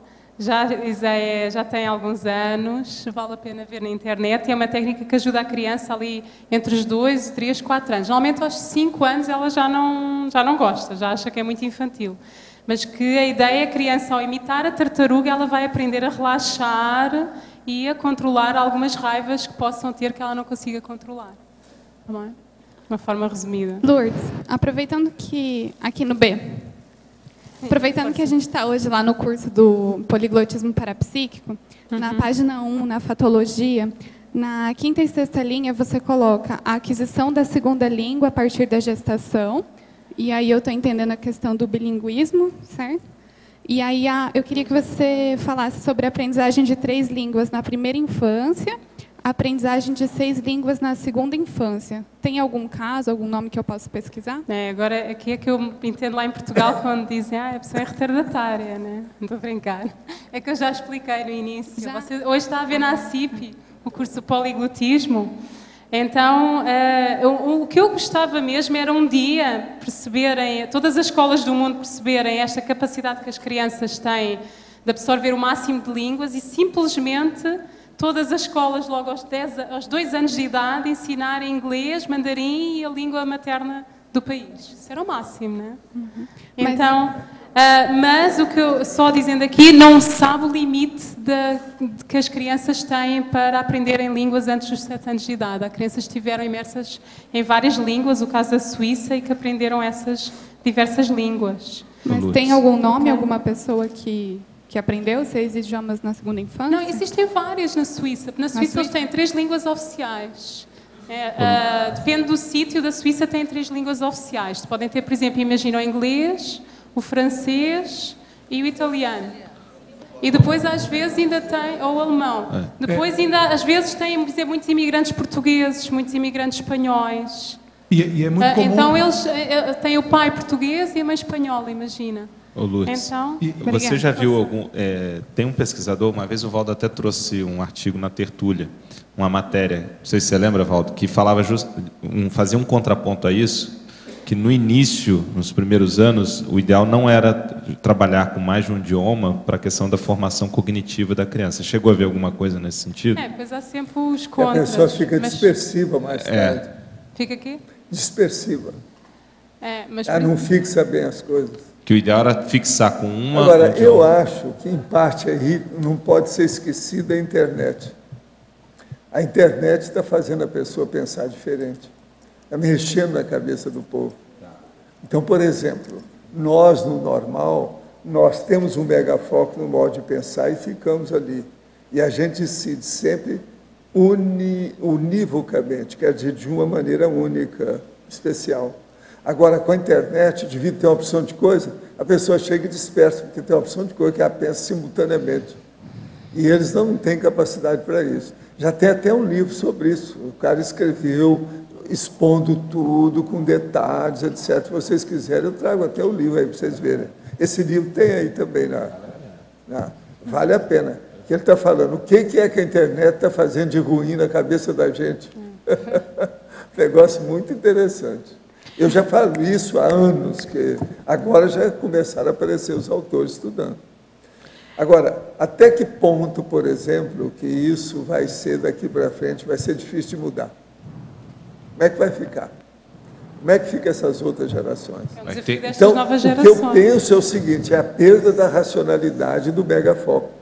Isso é que é o perigo. A superficialidade também, né? Porque não consegue aprofundar. Nenhum Agora, raciocínio. Eu vou trazer o livro aí para vocês verem. Vale a pena. Seria bom. Eu trago amanhã. O problema da criança querer estudar e está com o Facebook ligado, e os e-mails ligados, e o celular ligado, e a televisão ligada. Como é que é possível? Ouvindo música. Ouvindo música. Não, e não é isso. A hora então, que é um grande desafio ela está acostumada a mexer nos acessos da internet. Tudo ela pega, tem uma opção de coisa, simultaneamente. Então ela quer ver tudo aquilo. E outra coisa, fica só nisso. Não leva as coisas avante.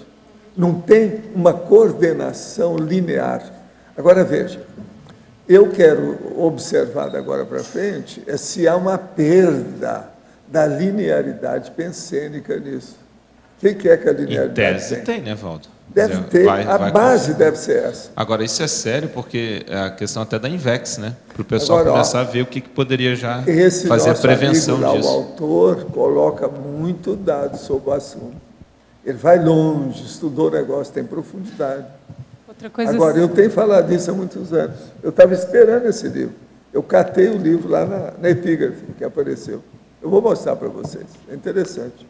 Na página 2... por favor, na 6ª linha, na 10ª e na 11ª. Na 6ª linha, a partilha matinal familiar dos sonhos e projeções da consciência. Eu queria que você aprofundasse, exemplificasse, assim como na 10ª linha, o resgate antecipado da senha evolutiva implantada na última vida. E na 11ª linha, a reeducação infante das parapercepções. E quero comentar o seguinte, eu gostei tanto do verbete que acho que vale a pena estudar mais pedagogia. E eu estava meio desanimada, eu sou professora também, estava um pouco desanimada, e você trouxe assim um alento novo, numa nova ótica. Sangue novo. Que deu uma aerada aqui em algumas coisas para mim. Muito obrigada. Então, para a fatologia, não é? A senha... podes repetir qual era a primeira antes da senha? É que falaste aqui várias. Pois não. Uma de cada vez. A partilha matinal, familiar, dos sonhos e projeções da consciência. Então, isso é de manhã, já que estivemos a falar de uma família intermissivista, porque não a conversa no café da manhã é o que é que sonharam hoje? Olha, hoje, e a mãe dá o exemplo, olha, hoje sonhei isto, e o pai diz, eu sonhei isto. Ou o pai até diz, olha, eu não me lembro nada, e isso não há problema nenhum. Então, uns lembram-se de um sonho, outros não se lembram de nada, outros até se lembram de estar a voar. E então, isso entrar de uma forma descontraída, sem pressão, que é a conversa de manhã, é já lembrar os sonhos, analisar se é projeção, se é sonho sobre uma projeção, mas de uma forma descontraída. Depois, aqui o resgate antecipado da senha evolutiva implantada na última vida. Eu também falei isso na minha primeira tertúlia, Educação Desperto-Lógica. Isso é um desafio que nós devemos lançar para nós próprios. E eu lembro-me quando comecei a fazer o curso de verbotografia, que eu recomendo, para quem não fez o curso vale a pena. E um dos lançamentos que os professores nos colocam é o que é que eu gostava na próxima vida ler que eu escrevi. Não é? Então eu pensei nisso, eu gostava de ler que eu tinha escrito sobre educação, e melhor ainda, que os meus pais lessem, antes de eu nascer, os meus verbetes. Eu gostaria de ler nessa vida. Uma coisa aí que vale a pena a gente pensar também. Viu, Lourdes? É o seguinte, eu vivo falando que o Brasil não tem Ministério da Educação, tem da deseducação. A hora que ela vem de Portugal, que tem muito menos vamos dizer, possibilidade e condições que o Brasil tem. Uma população muito menor. Ela vem cá e dá lições para nós de educação de criança. Porque o que ela está falando já pela segunda vez é um avanço perante as coisas. Como é que nós estamos regredindo no Brasil em matéria de educação? Isso é uma vergonha. Há muitos anos que eu venho falando isso. Agora, se Portugal já passa a educação aqui, pensa o resto. Como é que fica? Portugal, que tem menos recursos, a verdade é essa, você sabe disso, lá como é que é. A União Europeia, como é que eles estão em crise. Agora, nós que temos tudo aí, como é que é? A sexta, sétima economia do mundo, não sei o que é, papapá, e a educação. Outra coisa, o Lula está falando para o povo de São Paulo votar para prefeito nesse cara que foi ministro da Educação que não fez nada. Olha o Enem, o que aconteceu, e as outras coisas. Olha aquele livro que saiu para o povo falar, nós vai.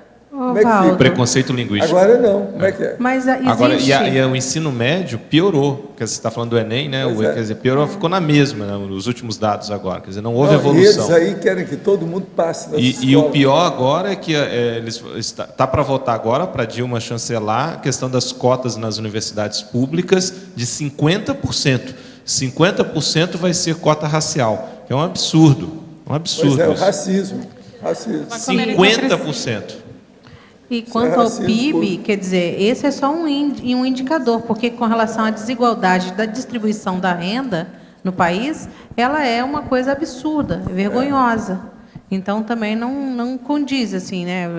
A leitura não é direta. Mas é muito bom que a luz trouxe para a gente que vive a educação hoje sabe... Esse sangue novo, essa luz para o processo. A gente que vive a educação hoje, e eu imagino que nas últimas décadas, estão vendo exatamente a decadência da política brasileira, da gestão pública, né, brasileira. Isso agora, está claro. Vocês estão vendo por que eu defendi a educação. Desde há 17 anos aqui em Foz eu já falava. Temos que transformar essa cidade que só pensa em contrabando numa cidade universitária. É necessário fazer centro educativo. Vamos ajudar as universidades que chegam aqui. Eu ajudei o que eu pude, a Uniamérica, ajudei o Paulo, desde que ele entrou para aí. Ele está terminando o 4º centro, mega centro de cultura, de educação em Foz. Agora, dizem que esse que é o candidato no lugar dele, prometeu mais 4. Se for, até que vai ser bom. Eu não esperava isso. Se for, até que vai ser bom. E vai lembrar que Foz ficou em primeiro lugar na avaliação do ensino básico. Mas agora, primeiro lugar no Brasil. O Paulo fez muitos recursos novos nessas escolas. O povo ainda não viu isso. É preciso ir lá para ver como é que é. Agora, eu aconselho, desde que foi inaugurado, que a pessoa vai lá e visite a Érico Veríssimo, esse centro lá, Centro Educacional Érico Veríssimo, é aqui perto. Vai lá e vê o que tem. Nós, você sabe, oferecemos para lá um monte de recursos, até livro a gente mandou para a biblioteca de lá. E muito livro, a Holoteca mandou, que foi o primeiro para puxar os outros. Eles agora estão terminando o 4º. Agora, eu desde aquela ocasião falava, para isso ser exemplo para espalhar para o Brasil, que é o que precisava. Mais horas da criança na escola. A primeira coisa é essa. Eu não sei se o senhor concorda, mas a Lourdes, cada um item desse aqui, ela fala sobre ele, assim, ela expande, né, cada coisa que está aqui. Eu não sei se estava na hora dela fazer um livro colocando tudo que ela sabe sobre o assunto. Tudo aí, fala aí sobre porque educação. É muita eu coisa. Acho. O que você está esperando?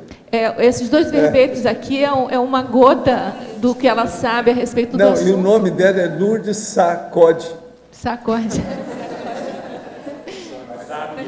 Tem que sacudir essas... Porque é como ela está falando. Isso que está parado. Ela não sabe teoricamente, ela sabe na prática. Então, eu acho que é importante ela colocar no papel. Pois é. O senhor é que manda, acha que eu devo fazer um livro? Quem está falando é a chefe da vervetografia. O homem que está aí perto de você é o que faz mais revisão. É o mega revisor nosso. E outra coisa, ele não é da censura e nem é da tortura, não é da Câmara de Tortura, não. É da revisão. E outra coisa, você está com tudo. E outra coisa, está o Loche aí para segurar a barra. O que você quer mais? Lourdes, sacode por aí, porque o negócio é esse. Uma perguntinha para Lourdes. É o seguinte, você falou muito a questão aí da criança aprender 6 línguas, mas de que idade nós estamos falando? Outra, porque também houve uma ponderação do Loche que, para não se ensinar tão cedo, não sei se entendi assim. Eu não sei esse estudo, vou ser sincero. Eles estão pesquisando a teoria. De que idade nós estamos falando da criança para aprender tantas línguas? Eu coloquei aqui. Então, ela, na gravidez, ter acesso, já na gestação, a 2 línguas, não é? Se o pai falar uma língua e a mãe outra. Nós sabemos que a criança, o feto, reconhece a voz do pai. Quando o pai fala para a barriga, passa a mão na barriga, quando ele nasce, ele com a voz do pai se acalma. Lourdes, tanto para vocês que estão trabalhando com isso, quanto para essa teoria moderna que eles estão tentando trazer, existe uma solução para isso. Em vez de fazer dispersão através das línguas, fazer a confluência. Então, por exemplo, a pessoa falar sobre um assunto em 6 idiomas diferentes, simultaneamente. Entendeu? Essa é a técnica que os judeus usam na interlocução, no coloquialismo. Agora, veja, essa turma aí teria que estudar isso também. A turma que está combatendo também a internet precisava de entrar nisso. Isso talvez seja uma saída.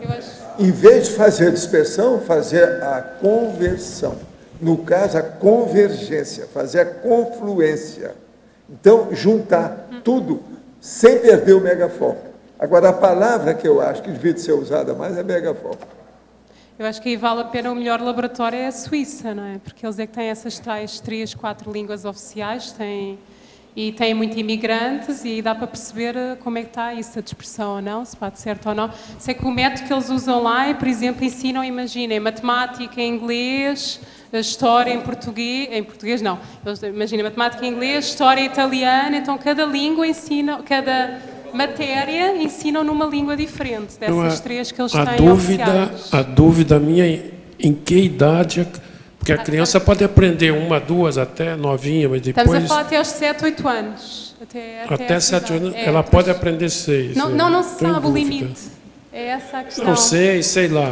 Mas... ou seja, as crianças que estiveram imersas em várias línguas... aprenderam essas várias línguas. Onde é que entrava a dispersão? Que eu sei que entrava a dispersão. Era quando, imaginem, o pai fala inglês com a criança hoje, mas amanhã já está a falar português mal falado.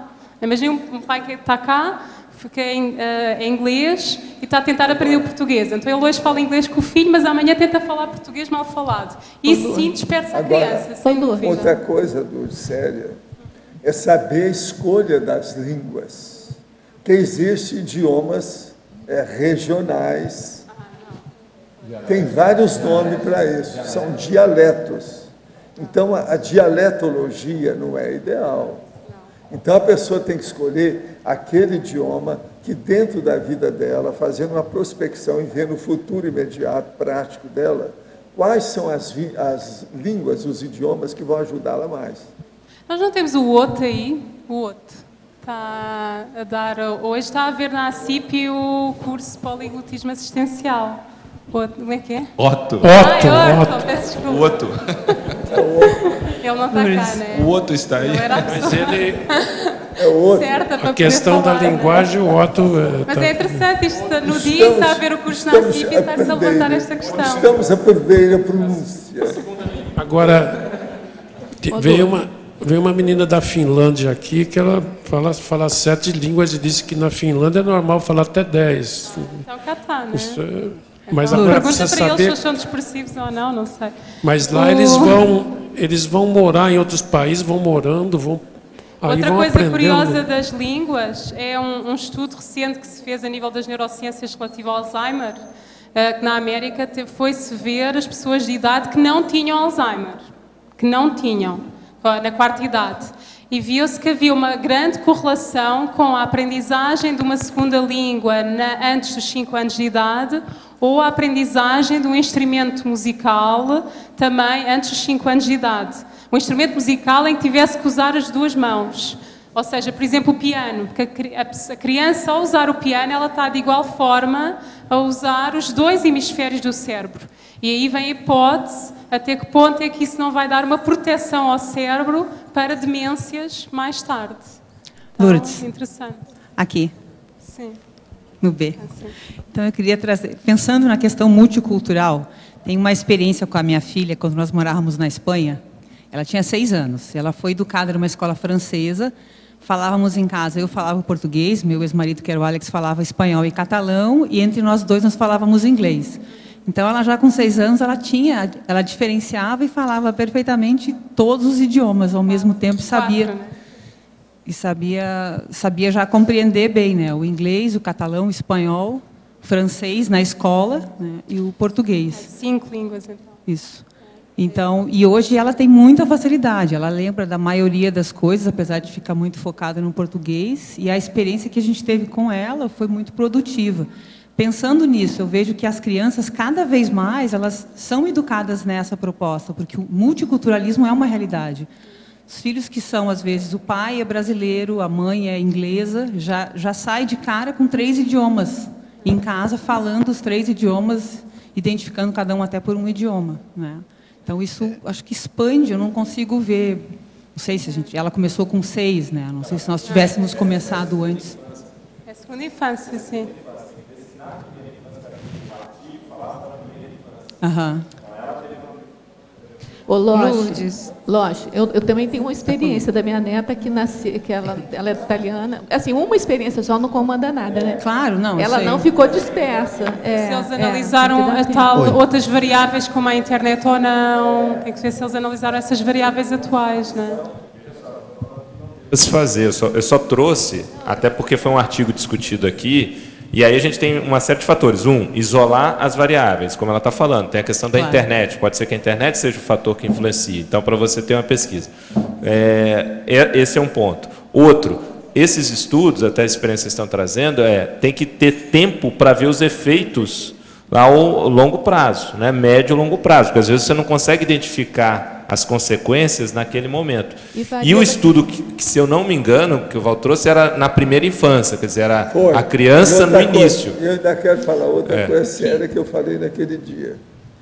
Uma pessoa, ela pode estudar quantas línguas ela quiser, mas a língua materna, a língua nativa, ela tem que ser a base, a matriz, a sede, a líder de todos os outros idiomas. Por quê? Ela vai se sair melhor naquele idioma do que nos outros. Amanhã, quando ela tiver que escrever um livro, escrever alguma obra grafada, ela vai sair melhor no idioma primitivo, nativo, maternal inicial dela. Isso não deve esquecer nunca, seja quem for. Lógico, mas assim, eu acho que depende também da pessoa, né? Então, essa experiência, por exemplo, que eu estou observando, depois que teve essa notícia, até foi o professor Valdo que leu aqui, eu comecei a observar, ela é diferente do que a Lourdes propõe, né, que um fale uma língua, o pai fala uma língua, a mãe fala... Ela não, a minha filha fala o italiano e o português, se bem que italiano e português, o italiano e o português ao mesmo tempo com ela. Ela ainda comete um erro, porque quando ela quer brigar, ela briga em português, e quando ela quer conversar, ela conversa. Mas tem que ver, por exemplo, italiano. Se ela às vezes não cai no babelismo. Ela está falando. Você já reparou se não acontece isso? Babelismo é dispersão. Ela vai falar um negócio, está falando em português, aí ela fala uma frase em italiano. O judeu fala uma frase em 5 idiomas para você, com 5 palavras diferentes. Não, mas deixa eu só ver uma coisa. Mas as línguas latinas têm facilidade, as línguas latinas se associam naturalmente. Lourdes, Malo, aqui, Malo, eu.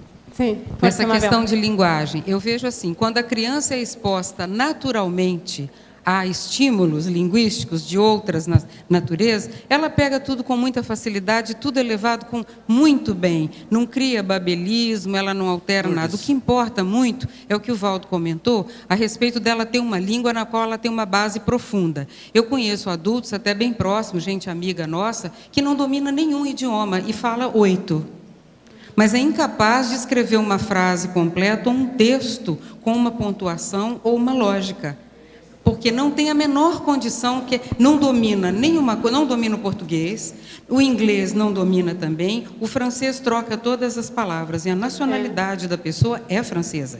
Então, você vê, esse passear em cima de tudo quanto é língua não ajuda muito, tem que ser uma língua que a pessoa aprendeu e falou bem, como o Valdo falou, tem uma matriz, tem uma estrutura. Uma é uma estrutura completa, as outras são adjacentes. Isso é tal outra variável, existe um processo ainda mais amplo nisso. Uma pessoa, por exemplo, ela pode ir, que hoje tem muita, vamos dizer, liberdade de ação. Na minha época não tinha, há 60 anos não tinha isso. Hoje tem. Então, o que você faz? Você vai na universidade, você pode fazer até mais de um curso simultaneamente. Pode. Agora, o que você passa? Isso também é um problema da questão da dispersão. Sim. Porque a pessoa, às vezes, ela faz 4 idiomas. Eu encontrei gente assim. Ela faz, sabe, 4 idiomas, fez 4 profissões diferentes, pegou 4 cursos superiores e não é boa em nenhum deles. Não é boa em nada. Então, veja, sempre a pessoa, quando tem várias opções, ela tem que ter um que é o principal, que é o predominante, aquele que superintende. Outra coisa, nivelar por cima, de acordo com as tendências, o perfil da pessoa, o talento que ela tem. Ela tem que escolher aqueles idiomas que ela vai estudar, mas, ao mesmo tempo, ela saber qual a profissão que domina. Eu, por exemplo, eu fiz mais de um curso superior, mas eu fiquei mais no processo da medicina. Quando eu fui para fora do Brasil, fui fazer também aquilo que equivalia, na ocasião, a pós-graduação hoje. Fui fazer também dentro do processo médico. Vê se me entendem. No entanto, eu queria fazer psicologia, eu quis fazer o processo da comunicação de jornalismo, mas eu cheguei lá e vi que aquilo não me interessava, que era pequeno perante o que eu já vinha estudando já depois de 30 anos. Nessa ocasião, eu tinha 35 anos, quando eu quis olhar o negócio. Já tinha muita pesquisa e muita coisa. Valdo, resumindo, então. Lourdes, e ainda tem um agravante, essa história da pessoa falar dialetos. Os dialetos, eles forçam a barra para eles serem um vocabulário, uma estrutura de linguagem, mas, na verdade, eles não são. O catalão, por exemplo, é uma língua que é uma coisa meio inventada e que tem dicionário. Para fazer de conta que é um idioma profundo. Então, a pessoa falar corso, catalão e provençal não quer dizer absolutamente nada, porque são umas coisas pequenas, de uma magnitude... Então, deixa eu só dizer aqui uma coisa, então, Mabel.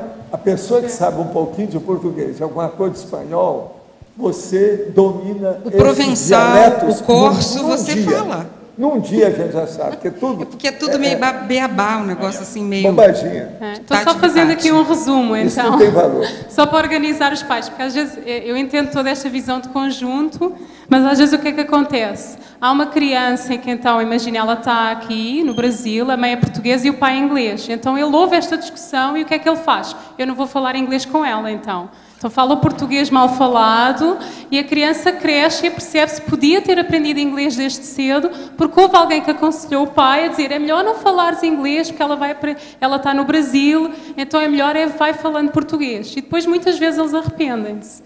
Então aqui só uma orientação então para quem é pai de outro país multicultural. Fala a língua do seu país, a sua língua materna com o seu filho. Ok, isso é importante, é uma mais-valia à criança, é uma riqueza ela aprender pelo menos 2 línguas.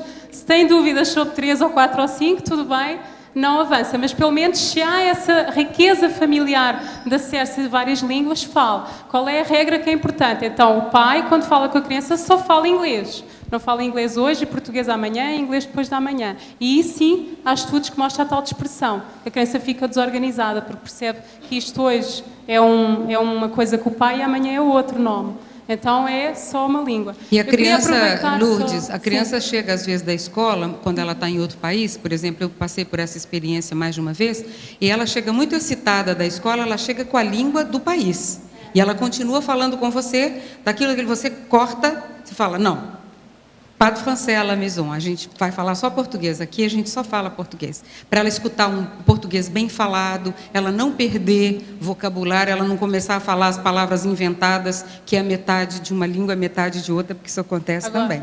Os estudos mostram também que é normal, também aqui para os pais saberem, que então quando chega ali na fase da aquisição da linguagem, estas crianças que têm que crescem com várias línguas na primeira infância, elas vão adquirir um pouco mais tarde do que as outras crianças. Então é normal que elas pareçam dispersivas ali aos 3, 4 anos, mas depois, volta dos 5, fica ali tudo organizado. Queria só mostrar aqui um livro que eu trouxe, que é a Riqueza Familiar, cá na Epígrafe, e que é dos livros mais interessantes que eu vi sobre como manter o património por várias gerações. Isto é um advogado especializado em aconselhar famílias que têm riqueza familiar a manterem o património. O que é que ele fez? Ele estudou famílias que têm o património financeiro há mais de 100 anos e foi ver o que é que existe comum nessas famílias. E, curiosamente, pegando então numa das perguntas iniciais do Loche, então eles veem que existe interassistência nessas famílias e a tal questão da passagem do conhecimento. Uma coisa curiosa que eu achei, eles fazem, por exemplo, é comum nestas famílias fazerem uma reunião anual da família, onde eles, para a família, cada membro da família vai dizer o que é que fez aquele ano, o que é que fez de bom e o que é que problemas é que tem e pedir ajuda à família. Se não houver interassistência, o património desaparece. Então é interessante aqui juntar no mesmo livro dinheiro, assistência e ética, há na Epígrafe.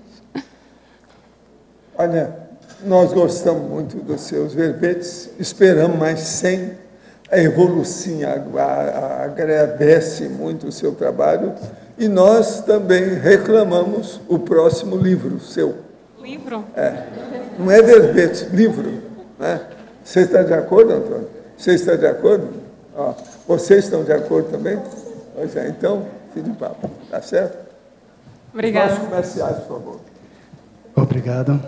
Hoje tivemos 105 assinaturas no livro de presença, 21 perguntas presenciais e 12 perguntas online. Avisamos que hoje inicia o Cine Cognópolis às 20 horas, com o filme Juana la Loca. Temos hoje recados da Laisa sobre o SCP-3, a Vivian sobre o lançamento do manual da verbetografia, a Patrícia sobre o SCP-2 em Buenos Aires, a Malo e o Mário sobre redes parasociais de interassistência e a Mara sobre o curso Opção pelo Autodesassédio.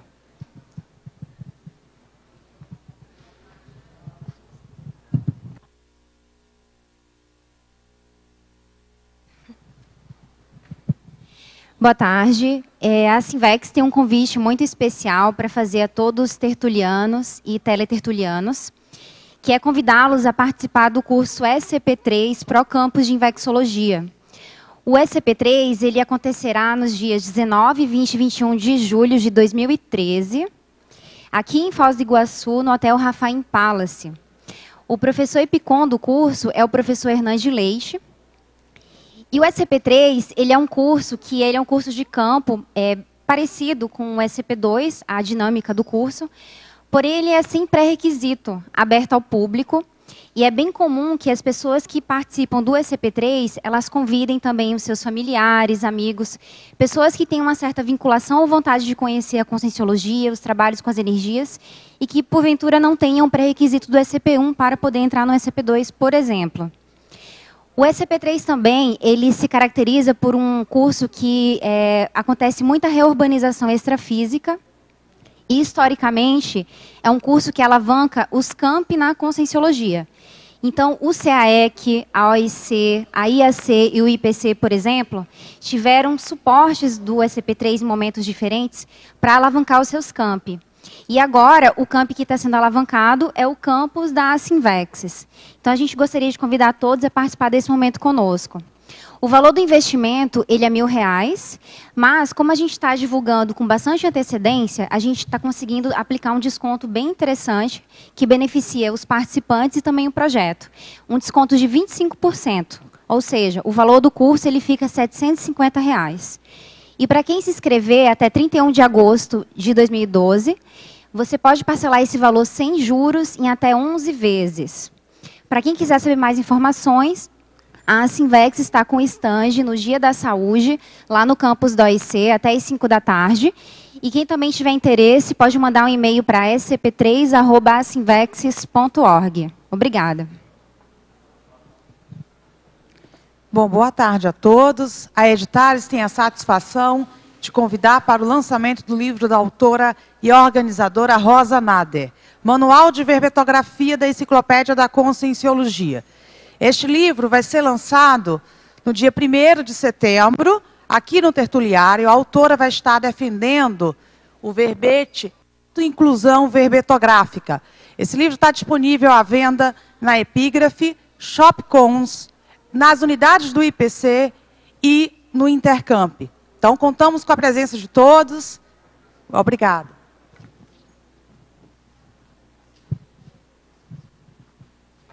Boa tarde.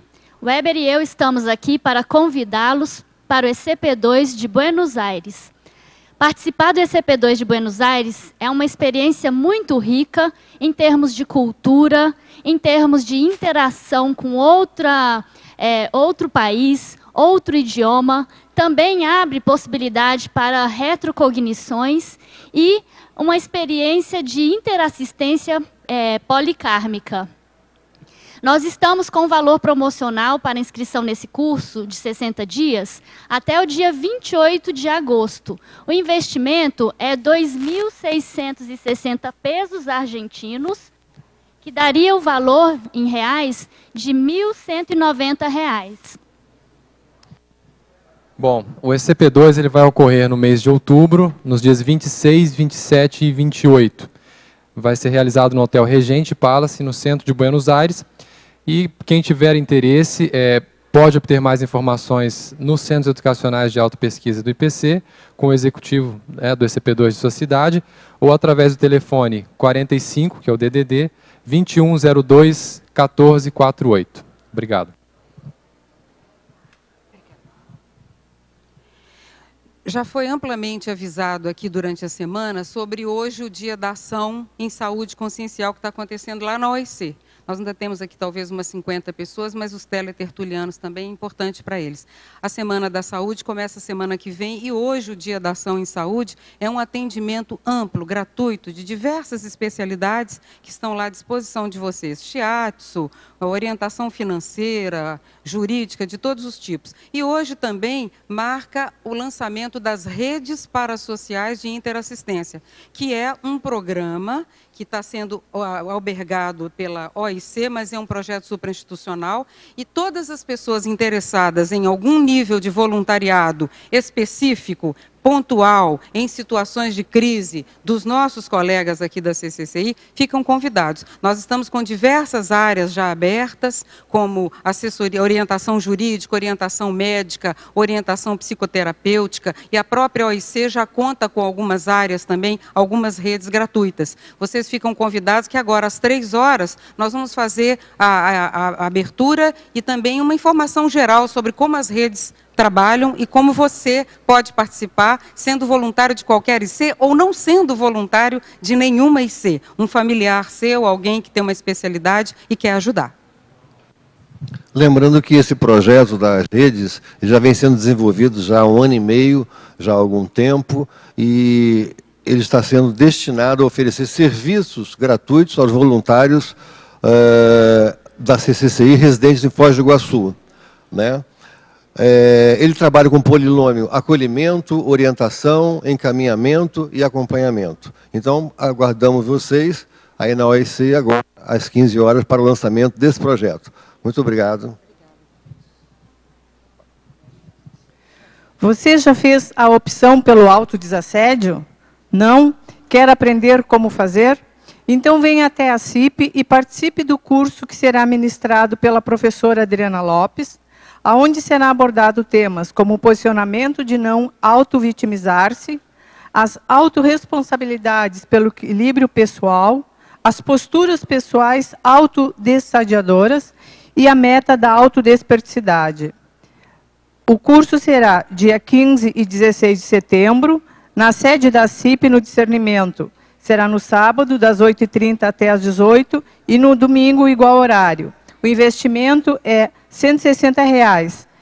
Informações e inscrições na sede da CIP e pelo telefone 2102-1421. Muito obrigada.